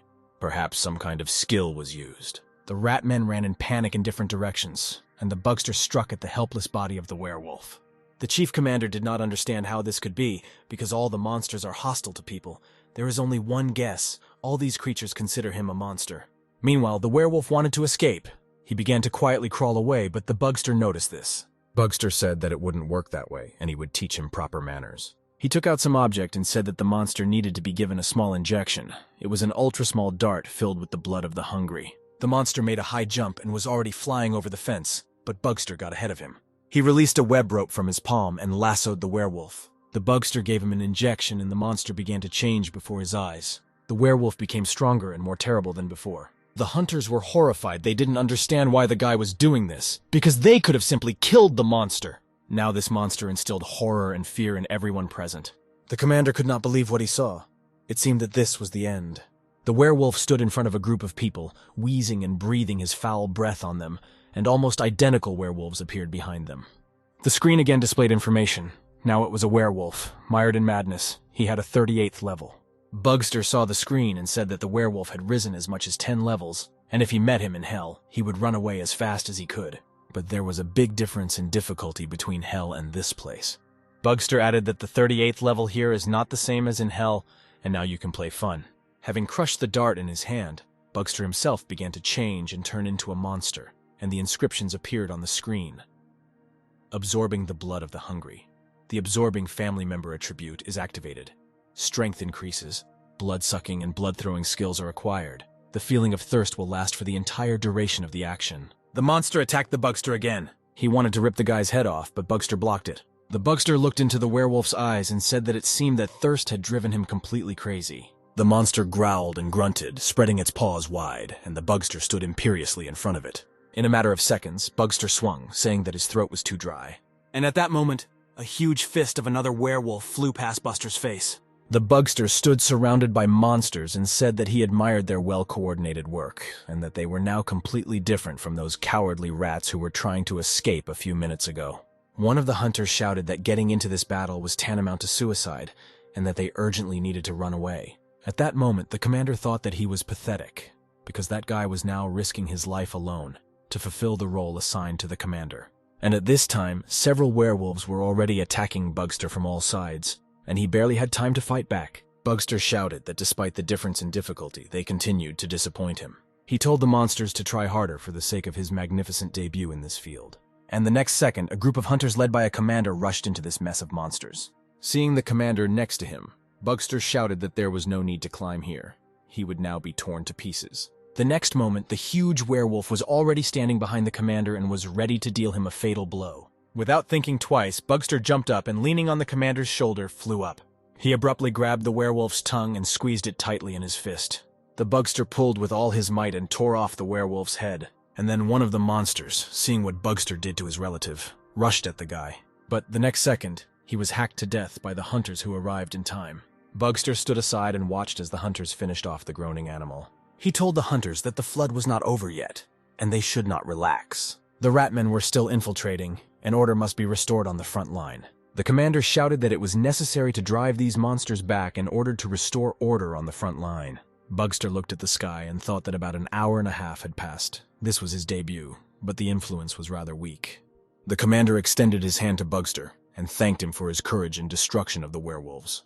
In response, Bugster replied that in this situation they both made a great contribution, and thanks to joint and coordinated tactics were able to stay alive. Reporters did not stop monitoring everything that was happening and broadcast live from the battlefield. The next minute, dozens of microphones from different TV channels were directed at Bugster. They were interested in what clan he was in and whether he knew about the abilities of werewolves. Bugster was asked how he felt at that moment when he rushed alone into this cluster of monsters. Reporters pressed Bugster to say a few words to the city's residents, who were extremely frightened by the flooding incident. Bugster cleared his throat and said that although he was a new hunter, he would fight even harder to protect the city's residents. He remembered his orphan childhood and constant moving from orphanage to orphanage. I remembered my life crawling in sewage and searching for crystals. Now all that was over. Bugster told reporters to keep an eye on him because this is just the beginning of a big fight and things to come. There were heated debates on all television channels. Some expressed their opinion that a high-level skill like roar was used, that such anomalies could only be seen in the beast people race. Others claimed that it was the insanity skill, as the footage showed the ratmen vomiting blood and falling dead. Still others suggested that multiple skills were used simultaneously, including physical enhancement, speed enhancement, and intimidation. But everyone agreed on whether it was possible to have so many skills, although it was possible to obtain skills as rewards for fighting in dungeons. It has been suggested that skills could be created by superimposing one on top of another, thereby increasing the power of the skills to a high level. One of the experts expressed his opinion that in extremely rare cases, the highest skill is obtained by hunters of the 50th level, in which the enemy is first suppressed, and then subdued and defeated. The opinions of experts differed, but everyone was convinced of one thing. With the advent of such a top-level hunter, the reputation and strength of the country increased greatly. Principal Emma followed the debate closely and expressed her opinion that they were all idiots. The problem was that Bugster intimidated the ratmen with just his presence. She'd seen something similar in dungeons before. But only a monster, and no one but a monster can scare only with its presence. Considering that his blood crystals were similar to those of monsters, all doubts led to the fact that she was right in her guesses. Emma felt that she was starting to get tired of all this thinking and going through Bugster's personal file again. Recalling the footage of Bugster fighting monsters, she didn't notice the guy using any skill that could be called superior. At that moment, the assistant looked into the director's office. He was holding a phone in his hand and asked permission to enter. Emma got angry and shouted she asked not to bother her now. He said it looked like it was an important call from the Bravo Hotel and asked her to pick up the phone. Then she got even angrier, shouting that he had come here to tell her that she was getting a call about an important matter from some motel. The assistant handed her the phone and clarified that this was the name of the Blue House where the president was located. Finally, she picked up the phone and asked who she was talking to. At the end of the receiver, a male voice introduced himself. It was the Chief Secretary, Adam Croft. Emma replied that there had been no calls from him for a long time, but at the same time, she thought that the information had already leaked to the president. As she expected, Adam reported that the president had taken an interest in the Gifted Administration Department. Emma listened, and the secretary continued that they were interested specifically in that newcomer who had recently appeared and surprised everyone with his abilities. Adam said he had little interest in the Gifted until this brave hunter stopped the influx of monsters. Emma replied that they also knew almost nothing about this guy because the rank measurement machine was now broken. Adam asked her to stop her jokes and talk like professionals, and Emma is deliberately stalling with the announcement of the rank, and their department is trying to get Bugster for the project. The director replied that Adam himself understood everything perfectly well, and they did not intend to share information. The secretary said that their department was already being criticized for the delay in reporting the results of the survey, and Adam just needed to find out everything at least a day before the information was made public. Emma hesitated a little, but still continued to assert that they were not yet ready to share the results. Adam continued to insist and reported that the Big Fan Clan had been donating huge sums for the maintenance of hunters for 3 years, and this amount had recently increased even more, exceeding the budget tens of times. Emma knew full well that if she agreed to Adam's proposal, she would lose the Bugster, but now she could be in great danger if she did not agree with Adam. And after a short silence, she replied that she would immediately hand over all the necessary documents, but asked not to be too surprised by the results she saw. Adam replied that after what he saw yesterday, he could hardly be surprised by anything else. Emma hung up without saying goodbye, and Adam looked at the screen and waited for the promised documents from her. And then a message came from Emma, which said that she had changed her mind about fulfilling his request and was stopping communication with him. The next second, he rushed to the TV and turned up the volume to hear the latest news. The newscaster said that the Gifted Management Department had just released the results of one of the hunters' rank evaluations, which had been the hottest topic of discussion lately. Adam was furious. Another second, and the results of assessing the rank of Hunter Bugster would be known throughout the country. Emma was sitting in her office. She was not going to pass on information about Bugster to third parties, and she, sooner or later, still had to make the final results public. Bugster was standing under a hot shower, and at that moment Judy screamed from the room. She urgently called him to come. She pointed to the TV and said that Bugster had a 5-star rating and the whole world was going crazy about it. There were heated discussions on the TV channel about the fact that until now, there had been no errors in assessing ranks, and none of the novice hunters had received higher than 3 stars. The specialist explained that each rank has its own maximum level. 1 star is assigned after the 20th level, and after that, the level limit increases by 10 steps for each increase in rank. Theoretically, a rank 5 should be level 60, and since Bugster has a 5-star rating, that means it is much higher than the strongest hunters in the country. But do not forget about skills and experience. The higher the level, the more rare the hunter's skills. At the 50th level, you can get the highest skills. And if we are talking about the 60th level, then these can be completely new advantages. Experts argued that, in any case, it was too early to draw any hasty conclusions. Someone present in the studio recalled that this hunter appeared recently and passed the evaluation test only a few months ago. And this assessment is a real record, not only in the country, but also abroad. Judy said she gets a lot of calls from other hunters, as well as offers to take part in interviews, advertising campaigns, even game developers calling. Bugster closed his eyes and remembered the famous phrase, "Become famous, and they will pay you even for going to the toilet." A minute later, Bugster told Judy that all this was nothing compared to what the stock situation was like now that the flood had hit. Judy opened the app and said that since a national disaster had not yet been averted, the stock price was going down. Having calculated all the numbers, Baxter said that the result was a net profit of 30%. Then he turned to Judy and said since they were winning, they should buy up every single one of Big Fan's shares. Judy was frightened by Bugster's decision and said that it was possible that the stock price would fall and they could experience financial losses. Bugster sat down on the edge of the bed and said that he knew Alan Grabowski too well. He will definitely start acting. That's how he is designed. It was already quite dark when the car drove slowly along a country road, its headlights illuminating its way. Finally, the car stopped near the house Bugster had recently purchased. It was Blake, and they came here to discuss a very important matter. Bugster met him on the porch and said that he had not expected Blake's sudden visit and offered to go into the house. But the old man refused to enter and suggested walking and talking in the fresh air. Blake asked how Bugster felt about these results and the rating he received, to which the guy replied that it was all thanks to Blake, who helped create a good disguise for him. They walked a little further along the forest road. Blake said that he was glad that Bugster was happy with everything. But the next second, Bugster saw Blake sharply swing his cane. He managed to get his bearings and prevented the old man's blow, and an inscription appeared on the screen. As a result of activating the title, Strongest of Hell, the abilities increased above the user's level. Then the screen displayed a message that in front of him was a man, level 40. Blake looked at Bugster and asked about the flood. It seemed to him that Bugster had a direct connection to what happened. Holding the defense, Bugster said that he himself knew the answer. Blake swung again and asked what Bugster would do if something serious happened. The guy avoided the blows and did not expect that their conversation would proceed in such a direction. The Bugster replied that he never plans in advance for anything he cannot handle. Besides, he did not use even half of his abilities, and he blocked the invasion of the creatures without a single damage. Blake said that he still understands his control of monsters, but how Bugster was able to slide into a flood and ordered him to confess what goal Bugster was pursuing. Blake wanted to know what Bugster wanted, to raise his price or gain fame and popularity. The Bugster realized that it was time to no longer just dodge the blows and take some action. He took out his bloody sword and put on the glove of Osset. Judging by Blake's mood, Bugster knew that the conversation was beginning to take an unexpected turn. He wanted to strike the old man with his sword, but Blake managed to jump back. Bugster said, "Money, fame, popularity, appreciation, he likes all of the options listed."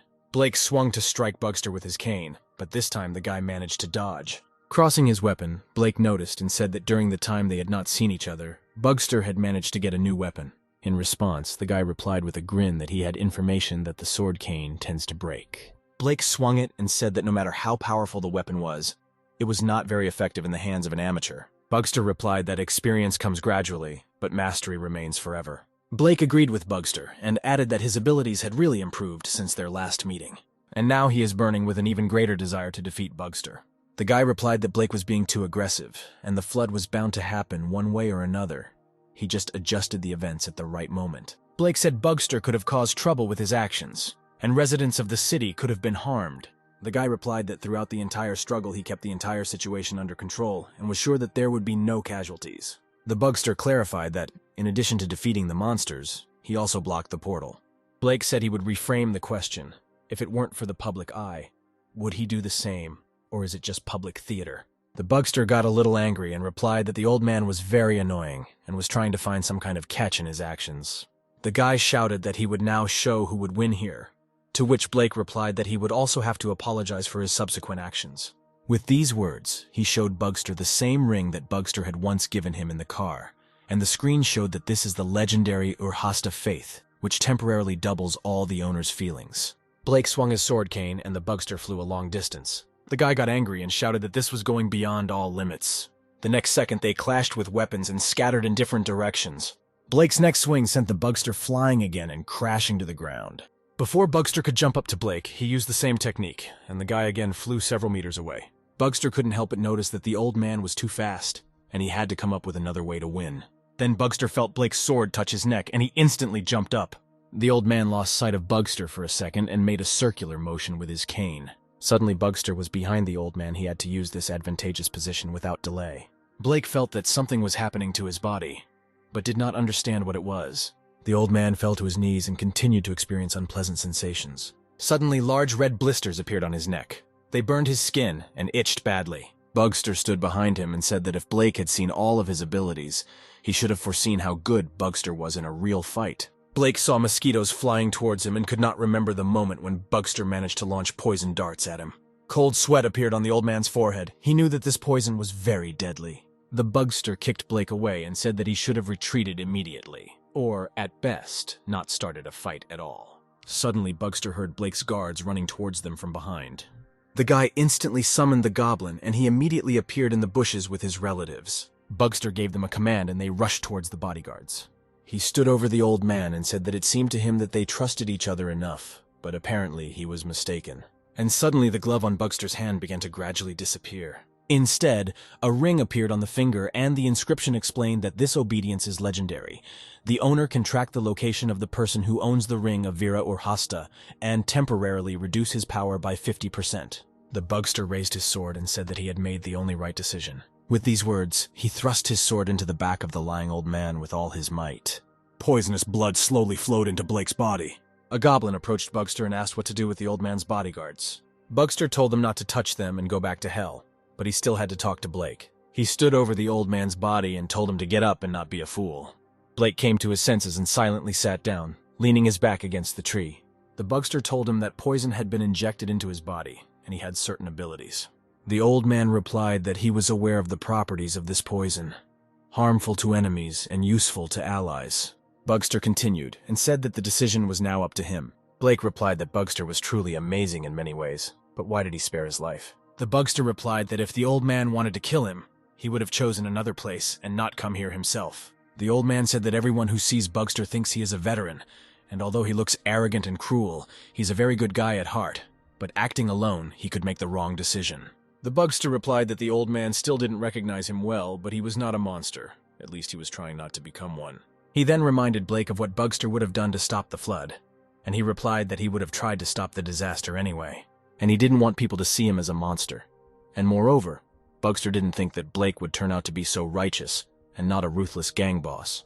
Blake replied that he had one principle that would protect humanity when destruction one day occurred, which is why the flood caused by the bugster made the old man quite nervous. Bugster said that he only recognizes two types of people: useful allies and stupid enemies. He's not interested in those who are on his side, but are not useful, and smart enemies are terribly annoying. Blake noted that people with power must have a sense of responsibility. Bugster responded that he only felt responsible to a certain number of people. He added that he once wanted to settle somewhere far away and live a luxurious life, but then he wondered whether he would be satisfied with such a life. If he has so much power and strength in his hands, will he be satisfied with being just a famous person? Bugster said that it was not enough for him to get a star. He himself wanted to become a star. After these words, he leaned over to the old man and said that he was showing leniency towards him simply because he knew, no matter how many times Blake tried to kill him, he would never succeed. Then Bugster straightened up and added that if Blake swore his loyalty right then and there, then that would be enough. Otherwise, next time he would have to crawl on his knees and ask Bugster to accept his oath. The Red Butterfly clan continued to clear the dungeon and fight monsters. Susie's ally held a huge monster by the throat and shouted to the Red Butterfly to be careful. An orc was approaching her. The Red Butterfly only had time to jump away when a powerful blow from an orc struck this place. The next second, he straightened up and headed towards the Red Butterfly.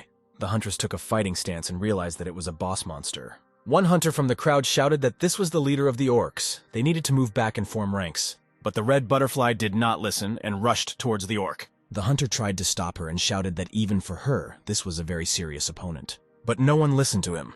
It was urgent to help the Red Butterfly destroy the leader monster. The monster rushed at the group of hunters with uncontrollable fury. The Red Butterfly was the first to be near him, and almost coming close, jumped high and somersaulted over his head. At that moment, Susie arrived. She lunged forward and sharply pulled out her weapon. The leader's chain got tangled and wound around the hunter's stick. With a sharp jerk, she snatched the formidable weapon from the monster's clutches. One of the Red Butterfly clan members used the Veil of Night skill. The orc felt how everything around him was gradually losing its outline, and he began to go blind. The monster only managed to notice the bright red rays in front of his eyes, which flashed at breakneck speed. It was the Red Butterfly that made some manipulations near the leader. But to everyone's surprise, he remained standing. And suddenly, the leader's body began to be cut like a blade. A second later, the monster fell into thousands of pieces. It was instantly cut by the Red Butterfly. A guy ran up to the huntress and shouted why she ignored the commander's order. He threatened that she could be sent to a disciplinary committee for disobeying orders. But then Susie came to the rescue and said that they had not done anything illegal. They were just doing their job. But the Red Butterfly said that she was really wrong. With her actions, she endangered the lives of her comrades. The huntress bowed her head and added that she was ready to bear any punishment for her rash behavior. The commander replied that he would not make a big deal of it since she understood her guilt, and besides, the entire group acted in such a way to protect her. The commander apologized for yelling at her. He was all on edge at that moment. He extended his hand to the huntress and said that it was an honor for him to see how they defeated the orcs, and thanks to them, everything ended without problems. But Butterfly felt some kind of sediment in her soul because her actions could lead to the failure of the mission. Alan Grabowski stood at the exit from the dungeon and waited for the hunters to return. He finally saw the team and congratulated Red Butterfly on reaching level 21. The Red Butterfly pointed her hand at the members of her team and said that all this was thanks to her comrades who were no less courageous than her. Grabowski replied that this was very commendable, but he needed to talk to the Red Butterfly in private. Alan and Butterfly walked to his expensive black car and got in. Grabowski noticed her worried expression and asked what happened, to which Butterfly replied that she made a mistake in the dungeon. After listening to the Huntress, Alan reassured her, because the mission was completed without losses, which means everything is fine. Looking at the girl, Grabowski understood that by exposing herself to danger, she was testing her strength, although this may not be her only goal. He handed the hunter a tablet and said that she, most likely, was not aware of the latest news, which he himself had recently learned about returning from Switzerland. The Red Butterfly looked at the screen and her eyes widened in surprise. Watching the video footage, she asked if it was all because of the flooding, and suddenly the Huntress recognized the guy who was the main character in this incident. Grabowski confirmed that this is the same Hunter Bugster, and Alan is trying to find out more about him. He said that she was the only one who fought with him among the people in the dungeon, and he needed any, even small clue. Alan asked if she had noticed. Maybe Bugster was hiding some of his skills or was giving in to her in battle. The Red Butterfly replied that it really seemed to her that the guy was hiding something. In that fight, it seemed to her that Bugster was not fighting at full strength. Grabowski asked if she wanted to say that the guy was hiding his abilities. The Huntress explained that in terms of technique and strength, she had a great advantage. But at some point she saw strange hallucinations and found herself completely open to the enemy. Alan concluded that Bugster did use some kind of skill, but did it secretly and limitedly from prying eyes. All this was very strange, because judging by the video, he had superiority in only one thing, in terms of physical strength. After all, the video footage clearly showed how he was able to not only cope with several monsters at the same time, but also tear off the head of one of them. Grabowski looked at the Red Butterfly and said that she was now having the same thoughts in her head as him. Bugster has superpowers that no other monster hunter has. The Red Butterfly was at a loss. She did not understand how and when Bugster was able to grow to such a level of skill. She felt very annoyed because she was considered one of the best hunters, did everything she could and did not reach such heights as Bugster. Grabowski noticed this and said that she too is showing very fast growth and can easily be removed from the list of newcomers because she is an amazing fighter. To support the Huntress, Alan said that when he was a beginner at her level, he did not have the same skills and professionalism as her. Grabowski added that only she knows more about Bugster than anyone else, and he needs her help. The Butterfly listened to Alan, and he said that they would organize a raid to completely suppress the resulting flood. It is necessary to stabilize the Koldu dungeon to a fixed state. We need to collect more information about this dungeon in order to clear the Krodis dungeon next year. Grabowski said that Butterfly still does not have enough experience to clear dungeons of changing types like Cholda.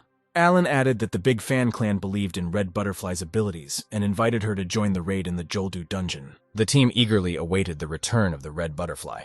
Before the Huntress had time to approach the guys, Susie exclaimed that in their absence, there had been a flood in the Choldu dungeon. But the guy stopped her with a gesture and asked what the Red Butterfly was talking about with Alan Grabowski. The Huntress replied that Grabowski was preparing to organize a raid to stabilize the situation in the Yoldu dungeon after the flood. The smallest Huntress asked about the guy who single-handedly stopped the disaster. Here Susie could not stand it and also decided to find out if this was the same bastard who tried to take all the chips in the training dungeon. The Red Butterfly nodded her head affirmatively and replied that this was the same Bugster. The guys began to heatedly discuss that such a battle was beyond the power of one hunter, and they remembered that in the training dungeon, Bugster was a little strange and suspicious. But the Red Butterfly interrupted everyone and said that Grabowski offered to join the raid to finally clear the Choldu dungeon, and she accepted this offer. At first, the guys were surprised, but then they said that this was a great idea. She would definitely succeed, and the little Huntress added that it would be a lot of fun. In parting, the Red Butterfly decided to thank the guys for their support, to which they replied that they were one close-knit team and wished her good luck. Left alone, the Red Butterfly thought, no matter how high this guy climbed, she must climb even higher. You need to make every effort to surpass Bugster in everything and become the best. Grabowski's car raced along the night highway.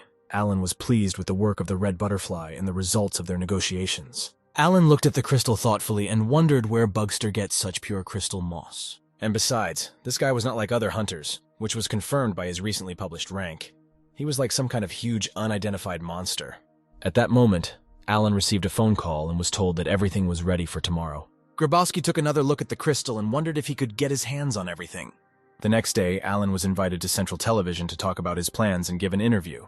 Dozens of correspondents were already ready for the conference and pointed their cameras and video cameras at the stage. Finally, Alan Grabowski, the head of the Big Fan clan, came onto the stage. He began his speech by reminding those present of the tragic incident in the Joldu dungeon. He said that for him, as a hunter who has to protect people from monsters, this event was a wake-up call. But along with the trials that befell them, fate presented the residents of the city with a gift in the form of a 5-star talented hunter. And this wonderful gift also served as an opportunity for the Big Fan clan to rethink their capabilities and responsibilities. During training, Red Butterfly also listened to a live broadcast, which stated that such a disaster could have led to countless casualties, if not for the heroic act of the hunter Bugster. Blake had heard that both dungeons and 5-star ranks were still little explored, however. From the moment the first dungeon opened, first progress had been made, and things had advanced very far. All this became possible due to the fact that the hunters fought together, and not alone, providing constant assistance and support to each other. Grabowski said that together with the Big Fan clan, they planned to completely suppress the flood in the Choldu dungeon. And now the soldiers, together with the hunters, are protecting the perimeter from the penetration of monsters. Alan assured that no additional taxes would be levied on the country's citizens. Listening to all this, Blake understood that all the responsibility originally lay with the All Might Alliance.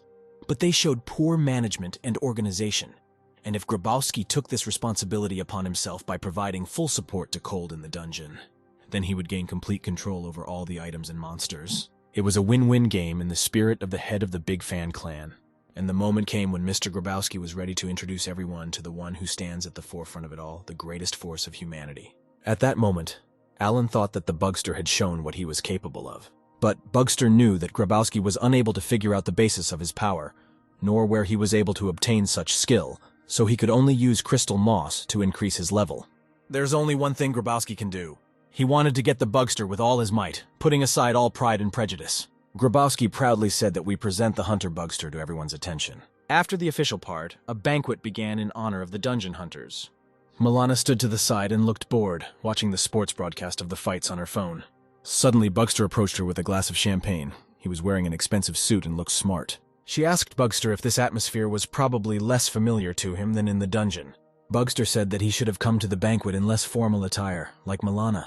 To which she replied that hunter meetings are a little noisy and there are a lot of young people here, and everyone dresses as they please. And what is visible in the hall now is ostentatiousness, and is quite consistent with the preferences of the sophisticated Alan Grabowski. But he himself is nowhere to be seen yet. He is holding a meeting with a group of foreign hunters. Bugster said that since Milana is here, it means that her great unknown clan is also taking part in the expedition. But Milana categorically stated that they were not participating in this event, and she just came to report this. Bugster replied that he knew very well the relationship between the Great Unknowns and the Big Fan clan once upon a time. Both clans, before the division, made up one called the Mad Tiger clan. Milana explained that the Mad Tiger clan was named after the bar of the same name, where hunters gathered, but Grabowski took the best from there. She then added that their clan would be preparing for an emergency, but outside of the dungeon. Taking a sip of champagne, Milana said that if the Mad Tiger were revived, it would be the strongest clan. At this moment, Bugster came up with an interesting idea. Maybe it's worth trying to absorb both clans. The meeting ended, and Mr. Grabowski appeared on the podium with a group of some people.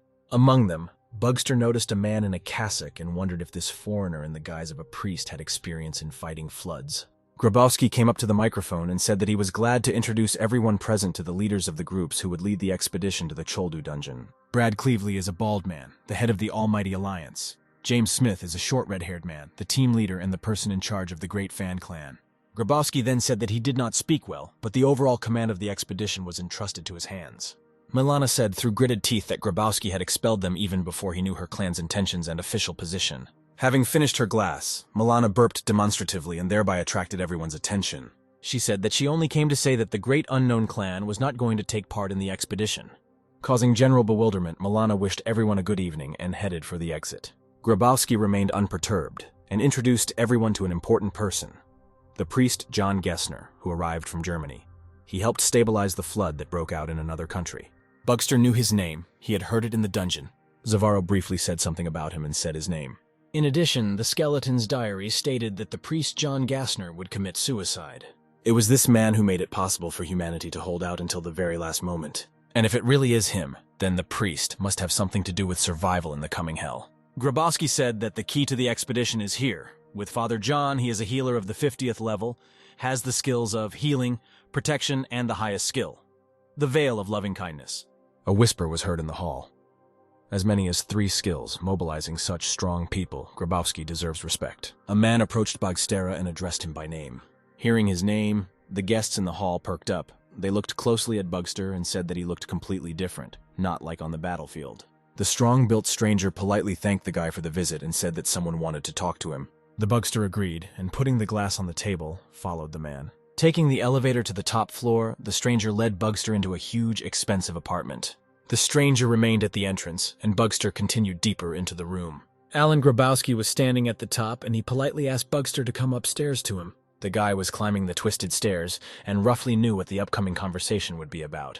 Grabowski offered to sit at the table and said that Bugster would like the treat. After taking a sip of champagne, Alan asked Bugster where he trained and what organization he belonged to. When Bugster replied that he trained on his own, Grabowski objected, saying that the government would definitely investigate, and he should come up with something more plausible so as not to anger them.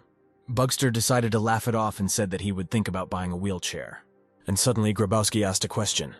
Which star? Bugster heard the whisper. The Bugster got nervous for a second. He wasn't expecting such a question. He made a surprised face and said that he did not understand what star and what whisper he was talking about. Bugster used an invisible monocle and saw that Alan was level 57, thanks to the title of Hell's Strongest Man, his abilities increasing as he levels up.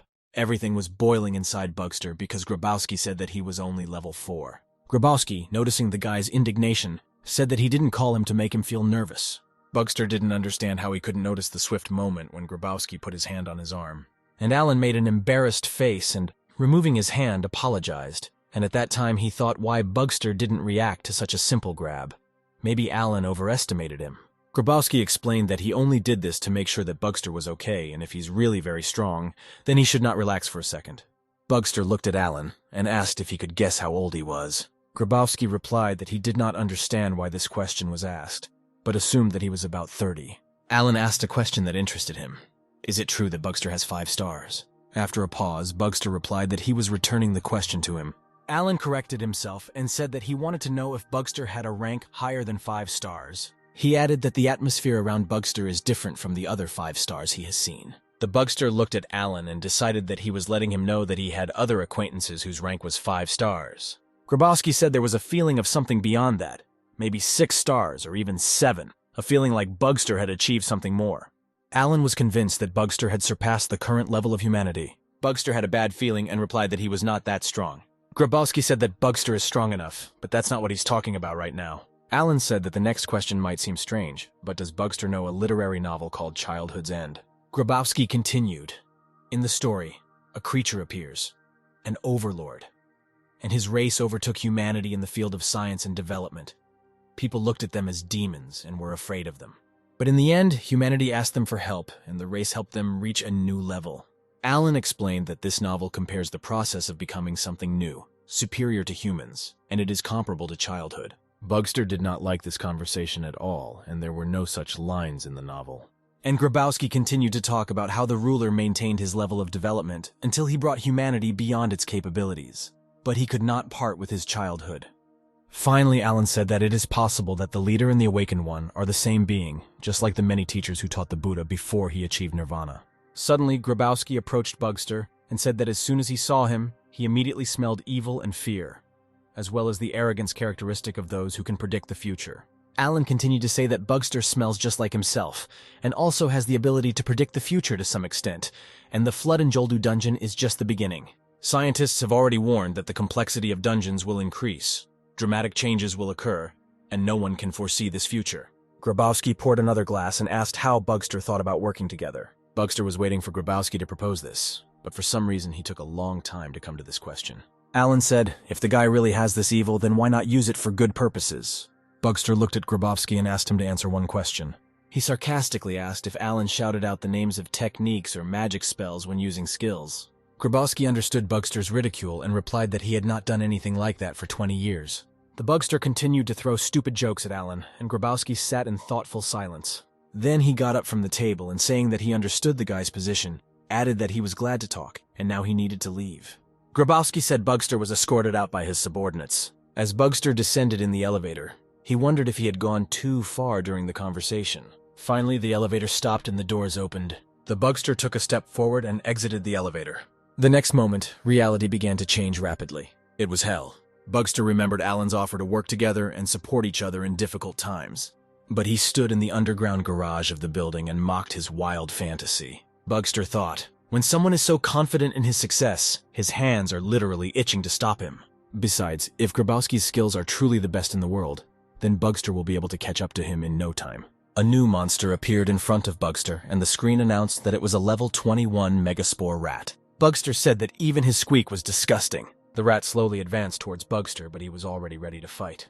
The Bugster rushed at her and shouted that since she herself was coming into his hands, he had no choice but to cut her in half. He didn't even stop, but simply swung his weapon in a rush and dismembered her into 2 parts. Suddenly, the spores on its back opened up.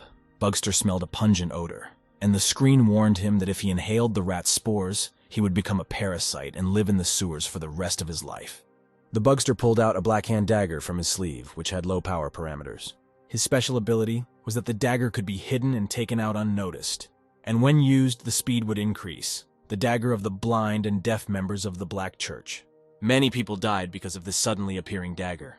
The Bugster sat over the monster's corpse and said that this dagger was made for this job. The goblins were sitting in their lair and processing crystals. Curson heard some rustling and footsteps. He turned around. It was Bugster. He said that he was glad to see the goblin and his relatives, and brought them something interesting. The Bugster opened his inventory, and a whole mountain of some kind of rubbish fell out. He ordered the goblins to dismantle this mountain of things by tomorrow. Several monsters immediately rushed to this pile to carry out the owner's instructions. And suddenly the Bugster noticed that the last goblin had grabbed a diary, which had accidentally fallen out with all this rubbish. The guy shouted to the goblin to come back, but there was already no trace of him. Bugster jokingly asked Curson if they spit in the potion they were preparing for him, to which the goblin replied that they wouldn't do that. Curson said his tribe is grateful the Bugster didn't eat or kill them. Bugster said he had something for Curson and reached into his bag. He handed the goblin a spore from a spore rat. The goblin took a step back and asked why the Bugster was giving him this dangerous thing. Bugster asked if this ingredient could be added to poisonous blood. He already possessed the blood of the hungry, but that was not enough. Bugster explained that he saw no reason not to try this. Curson replied that lately Bugster has been starting to go out of line and generally behaving strangely. The goblin added that Bugster already has the ability to be reborn, but does not understand the intentions of dying on purpose. He said that a person who takes his life lightly also treats the lives of other beings. Coming out of the abandoned subway station where the goblin's lair was located, Bugster thought that Curson was right about something. Suddenly, Bugster felt that he was not alone here. He hid around the corner and began to watch. 2 ratmen were making their way through the ruins. The Bugster made several large leaps upward and ended up above the monsters. He threw a hell dart at the neck of one of the monsters. The ratman began to instantly change both internally and externally. He looked greedily at his fellow tribesman, saliva flowing from his mouth. The next second, the infected monster attacked his fellow tribesman and began to bite him, transmitting the poison. Now both monsters were infected. Bugster said that he saw the usual picture and snapped his fingers. The ratman began to vomit, and blood began to flow from all orifices. Bugster was pleased that this method worked. He raised his head and looked at the screen. There were 87 hours, 34 minutes, and 16 seconds left until the next quest. Bugster realized that if he did not conquer the Koldu dungeon in one day, he would be drawn here during the raid. He needed to come up with an excuse to leave in the middle of an attack. In the vicinity of the Koldu dungeon, no monsters were visible. There was a suspicious silence. The attack on this dungeon was to be the country's first expedition into a flood zone. It was expected to be more powerful than any other expedition that the Great Fan and Almighty Alliance clans would take part in. This expedition consisted of people whose level was 30 and above, as well as the hunter Bugster, whose level is still unknown, and the priest John Gessner. The fighters were eagerly awaiting the start of the raid. They discussed attack tactics. There were not enough people, but they were glad that Bugster would fight among them. Alan Grabowski, who commanded the expedition, finally said that the expedition was beginning and ordered to enter the dungeon. Suddenly, a breathless assistant ran up to Alan and reported that a flood had also broken out in the Chinchon dungeon area. Bugster also received this notification and could not understand it because it was supposed to happen only 10 days after the flood in the Joldu dungeon. There is a high probability that there's some unknown connection between the dungeons. Bugster thought that the reason for this was that he was involved in the flooding of the Joldu dungeon. The second mate advised Grabowski to stop this expedition and throw all his forces into where the second flood had just broken out. However, the Jinshin dungeon has 2 stars, and while they are fighting there, the situation in Joldu might get worse. There were heated discussions about whether everything was okay with the other dungeons. But in any case, If they had an alarm, then reinforcements should be sent there. Someone said that there was no sign of flooding in the Horus dungeon area, but people began to evacuate on their own.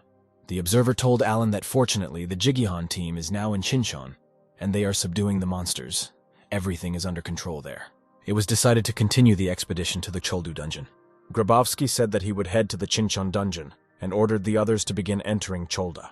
Alan added that the situation in Jinhan is unknown, so they need to take action just in case, because they have already encountered a werewolf without any rank in Joldu. It was decided to transfer command of Cholda to the head of the Almighty Alliance, Brad Clickley. Grabowski explained that Brad controlled the Choldu dungeon and participated in dozens of expeditions. He will cope with the task. Alan also gave instructions to contact Priest John if difficulties arise. In addition, the hunter Bugster is participating in clearing the Choldu dungeon. Grabowski said he had one request for Bugster. There should be no casualties. Bugster replied that he would try to protect the Big Fan clan and did not promise that no one would die. Grabowski said he was glad to hear this and he could go to Chinchon with peace of mind. The observers lost sight of Grabowski. They realized that the detachments had split up, but it was not clear who was now leading the expedition to Cholda. Judy was sitting at a nearby computer and also watched what was happening, and Bugster, and suddenly received a message from him. The guy wrote that he urgently needed to leave and would return soon. Judy answered him and asked him to return safe and sound. A group of hunters and military men slowly approached the entrance to the Choldu dungeon. It was completely dark inside. The person in front took out and broke a neon stick to light the way. The hunter threw her into pitch darkness. Ahead were hordes of monsters, ratmen. The commander took out his weapon and ordered to engage in battle. The hunters rushed to the attack and a brutal bloodbath began. Bugster was still watching what was happening. He did not have full faith in the strength of the All-Might Alliance, but he could not help but admit that they were professionals. In the crowd, he noticed the Red Butterfly, who also fought well, and Priest John's fighting tactics can be left without comment at all. In a few minutes, more than 50 individuals of Ratmen were eliminated. One of the hunters noticed that Bugster was not taking part in the battle, and inquired about his inaction. The guy replied that he was interested in observing from the outside what their abilities were. Hunter said that he had seen Bugster fight on TV, but would like to see him fight live. The Bugster asked what the hunter thought, if it was time to intervene in the course of events. With these words, he approached one of the killed monsters and picked up an object from the ground. He explained to the hunter that among the rat people there are individuals called foremen. They always carry this whistle with them in order to call for reinforcements in case of danger. The hunter said with surprise that he had never heard of this. Bugster replied that they started using these whistles recently, and the next second he raised the whistle to his lips. The hunter shouted why he did this, to which the Bugster replied that a new batch of monsters would arrive. The hunter heard an approaching rustling in the darkness, shouted furiously that Bugster had gone crazy, and ordered the fighters to prepare for another battle. But Bugster stopped them. He said that everything was under control and they could rest a little. The hunters froze in bewilderment and looked at Bugster. And he just walked into the pitch darkness, calmly and without taking out his weapon. The hunters did not see what was happening there, but they heard the sounds of struggle, screeching screams and squeaks of monsters. The commander said that we need to go there and not stand here doing nothing. The hunters entered the darkness. The commander walked ahead with a lantern and he called Bugster. As they moved forward, they began to stumble upon the corpses of Ratmen. The commander again took out a neon stick to better illuminate the area ahead. A bright light illuminated the battlefield, and the hunters saw dozens of dead, mutilated bodies of Ratmen. They were in shock. The commander heard a whistling sound from above and raised his head. The next second, a piece of flesh lay in front of them, falling from above. It was the severed head of a werewolf. At that moment, a living Bugster appeared from the darkness. Coming close to the commander, Bugster asked if such a demonstration was enough for him to be convinced of his strength. Bugster was convinced that now the commander did not doubt his professionalism. The commander lowered his head and apologized for his mistrust. The Bugster smiled and said that everything was fine and to move on. The hunters were enveloped in fear. They understood that something terrible had happened ahead and did not know what they might encounter next. Bugster was amused by this. He was glad that Grabowski was absent, because he could instill fear in people of himself, and as you know, there is not much difference between fear and respect. As a result, having overcome this fear, the hunters moved on. Having found a safer place, the detachment decided to stop and rest a little. The commander sat down with Bugster and said that he noticed one thing. Bugster began to prepare for battle a few minutes before the monster appeared, and expressed his assumption that the guy could foresee their appearance. Bugster said that the werewolf and the Ratmen would ambush in about 150 meters. Once they turned the corner, and about 60 Ratmen were 200 meters away from them. Bugster added that the monsters would not start attacking until the group moved. This calmed the commander a little. Bugster then said that it would be important to find the right path in this dungeon. The commander said that the structure of the dungeon had changed more than he expected, before he could see a certain pattern and used it to find the room with the boss. But now the dungeons are changing quickly and it will be impossible to complete the mission ahead of schedule. Bugster asked how significant these changes were. The commander replied that the damage received was much more significant than in other dungeons. There are many dungeons of changing type, but now Choldu is unpredictable. The commander knocked on the wall and explained that these were obsidian bricks. They could be destroyed repeatedly and repaired on their own. And although the girth is not on a large scale, you need to clearly remember the path. Suddenly, the commander put his ear to the wall and said alarmingly that the sounds were like a sudden attack. Bugster replied that the commander was mistaken, everything was much worse. The next moment, the entire squad felt a slight trembling beneath them, and it intensified. The brick blocks began to disassemble on their own, and the walls were rebuilt. A spatial change in the dungeon began. The commander ordered everyone to gather in one place, so as not to be separated by walls. Bugster said that monsters are beginning to limit their space, and the flow of ratmen is like a tsunami. The commander ordered the detachment to be provided with the opportunity to retreat. One of the hunters rushed back to check the situation. Suddenly, he felt that the ground had disappeared from under his feet. Ahead was a deep abyss and complete darkness. The hunter who was running ahead could not escape. They did not have time to capture him, and he sank into the unknown. The commander realized with horror that the way back was cut off. There was only one thing left to do: run forward. At that moment, Priest John appeared. His obsidian squad was with him. The priest ordered them to put up protective shields. A huge crowd of hungry ratmen was approaching the hunting party. Shields were put up. Everything was ready to repel the monsters. The ratmen tried to pass through the fences to get to the hunters. The number of monsters increased, and they were already pushing against the barrier they had set up. Priest John took out his magic Bible and began to read some spells, using a skill known only to him. The team with the shields managed to move the front line forward a little, but the ratmen did not calm down. The commander told Bugster that they could not hold out much longer and that they needed to intervene. The commander shouted to the fighters that they needed to hold out until the next change in the dungeon walls. And now, they needed to help the priest John. Hunters rushed to the shields to help hold back the onslaught of monsters. They jumped above the shields and tried to reach the ratmen with weapons, using the exposed fences for their protection. Bugster watched the hunters struggle again, impressed by their willpower. The ratmen climbed up each other's backs to overcome the shield barrier.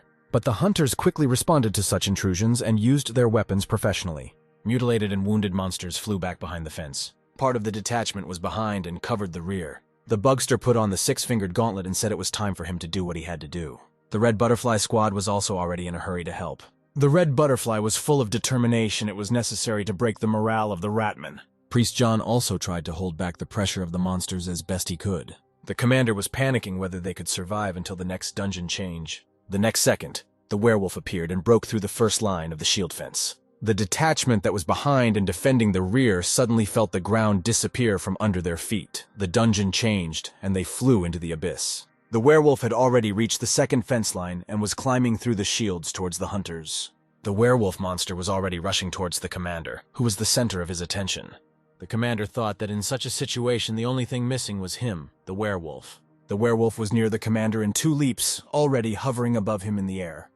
The commander realized that they could no longer hold out. Suddenly, a red butterfly appeared from somewhere and covered the commander. She shouted that in order to get out of here, the commander must remain alive. With her crowning blow, the huntress managed to inflict deep wounds on the werewolf's body. But she understood that with her current abilities, fighting such a monster was an impossible task. The red butterfly decided that it was necessary to urgently change tactics and continue the battle in the air.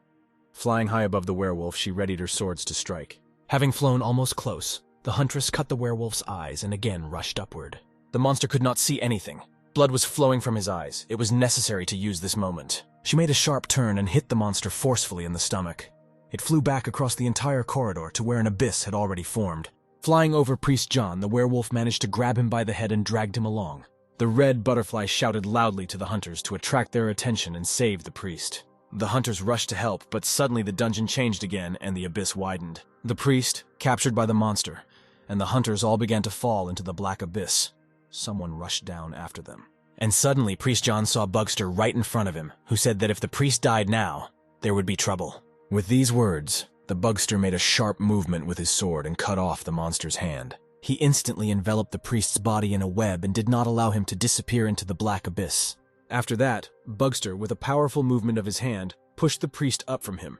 Because of this, the main character was pushed in the opposite direction, and he continued to fall down. The red butterfly and the hunters stood on the edge and watched in horror as Bugster managed to save the priest from the hellish abyss. They saw that the main character sacrificed himself to save another. When the priest got out and came to his senses, the huntress asked if he was okay. The next moment, the red butterfly again felt the movement of the walls. A blank wall instantly appeared in front of her. Bugster, the priest, and some hunters were locked on the other side of the wall. The commander and the hunters walked carefully between the corpses of the monsters. It seemed that there was not a single living rat catcher left. He was excited, because after the second battle, they had lost about half of the expedition. If the number of casualties increases, this will significantly affect his reputation as a commander. He had never encountered the fact that the transformation of a changing type dungeon where a flood occurred would be so drastic. The red butterfly ran up to the commander and said that he could not leave the dungeon yet. She said that some hunters are now in the depths of the dungeon and are still alive. The commander replied that the expedition team was undoubtedly strong, but it was unlikely that they could survive if left alone. The red butterfly confidently said that Bugster was with him, and this says a lot. In addition, the commander should be interested in the successful outcome of the operation. The commander said that they should not abandon Bagstery or anyone else. The guy was most likely alive. It was necessary to find him in order to successfully complete the operation. The commander answered the red butterfly that they would not leave anyone here. He ordered the hunters to gather and prepare to check the dungeon. Bugster stood in the middle of the dungeon and looked at the blank screen. He timed it perfectly to get here. But the screen was silent, and the quest did not start. The end of the first season. Subscribe to see the continuation soon. Do not forget to leave a like and comment. Have a nice day.